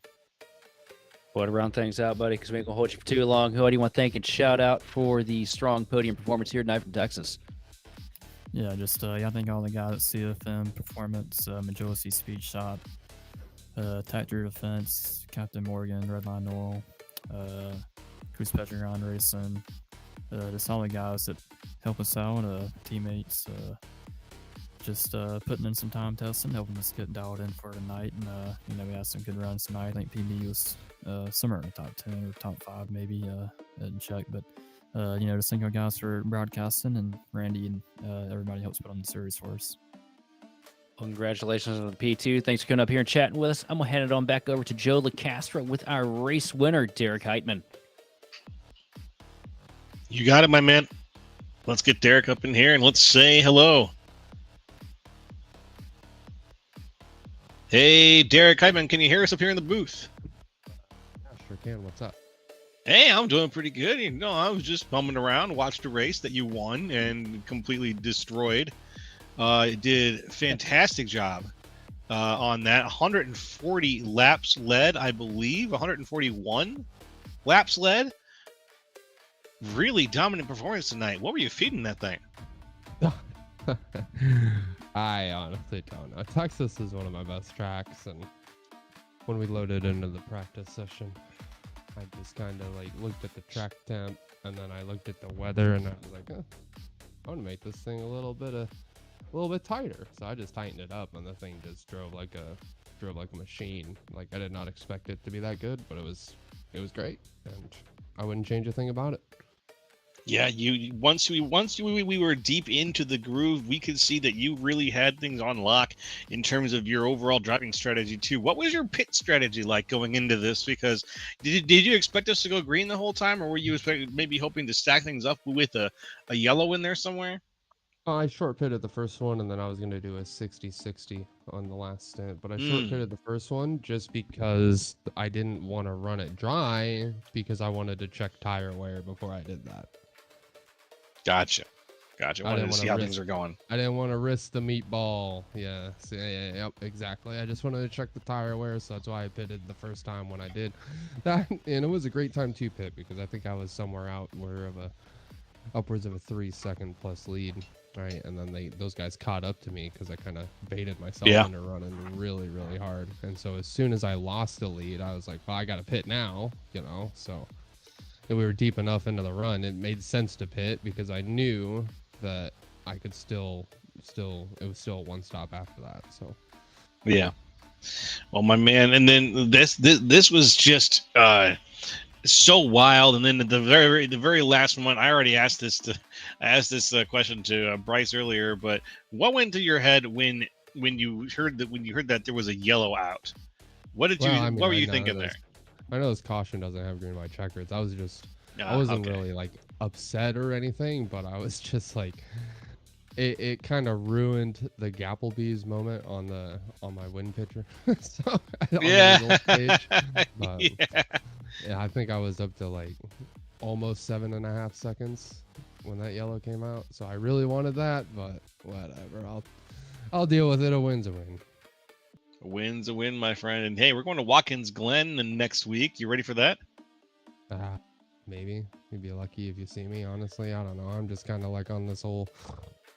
This is just a game to me now. I don't really take it serious anymore. I just load up, make some changes to the car, and make it drive how I want it to drive, and then I race when it's a track that I want to race. I don't really care to show up every week, to be honest. If Randy wants to bring someone else in the lead to replace me on weeks I don't care. I mean, I respect that.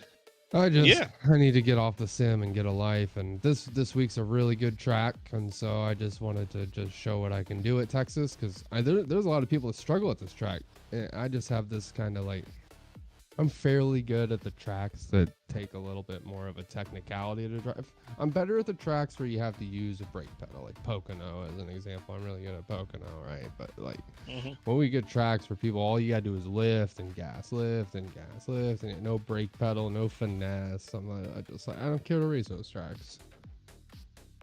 Gotcha. Well, this was not one of them tonight. You had to, you had to actually use a little of that technique that you were just talking about. But hey, it paid off big time.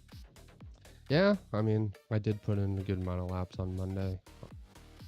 Good. Just to kind of like work on the car and get it to where I wanted it. So that actually helped me get better. And then, of course, when you work on your own car and make your own adjustments to it and make it drive how you want to drive, of course, it's going to be a little bit better for you. So, yeah. How about any shout outs or thank yous? I mean, really just, shout out to everyone that is here for me on this game. Everybody on here is a great community for the most part, good friends. I wouldn't trade it for the world.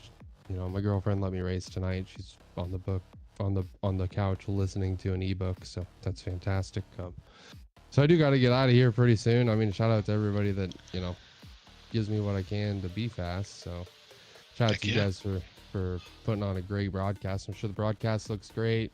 The league is great. I mean, I wish this thing would have went flag to flag, but it is what it is, man. I mean, this league is the best one out there. So.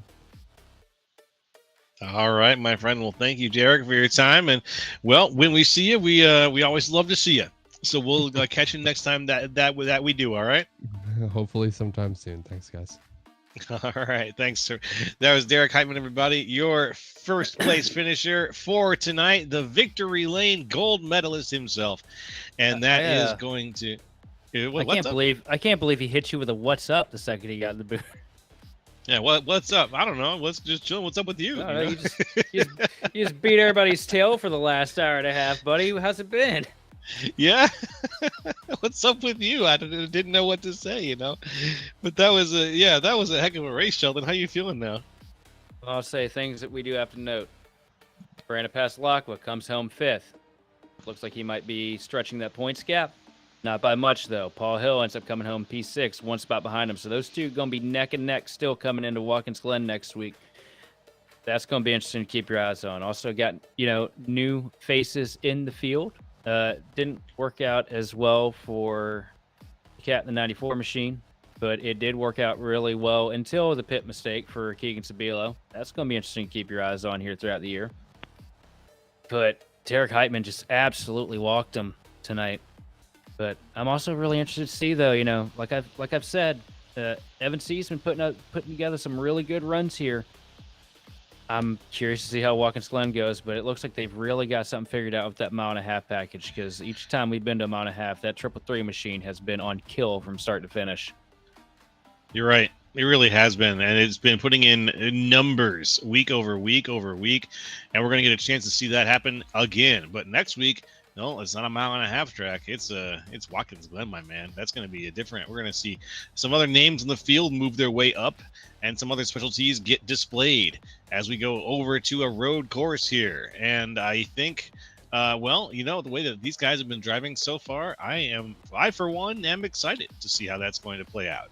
So once again, folks, thank you for watching. And from the entire Grid Vision team, we want to thank you for watching and participating in the chat. For more information on getting your league broadcast supported by gridvision.live, contact us on Facebook, Discord, or info@gridvision.live. And a big special thank you goes out to Andrew Cardinal IV of Whiplash SimCams, providing the beautiful cameras used on all of Grid Vision's broadcasts. Congratulations once again to Derek Heitman on winning tonight's race from Texas Motor Speedway. This has been Joe LaCastro, Sheldon Atkins, and Austin Derbyshire. And hey, folks, we'll see you next time on the grid.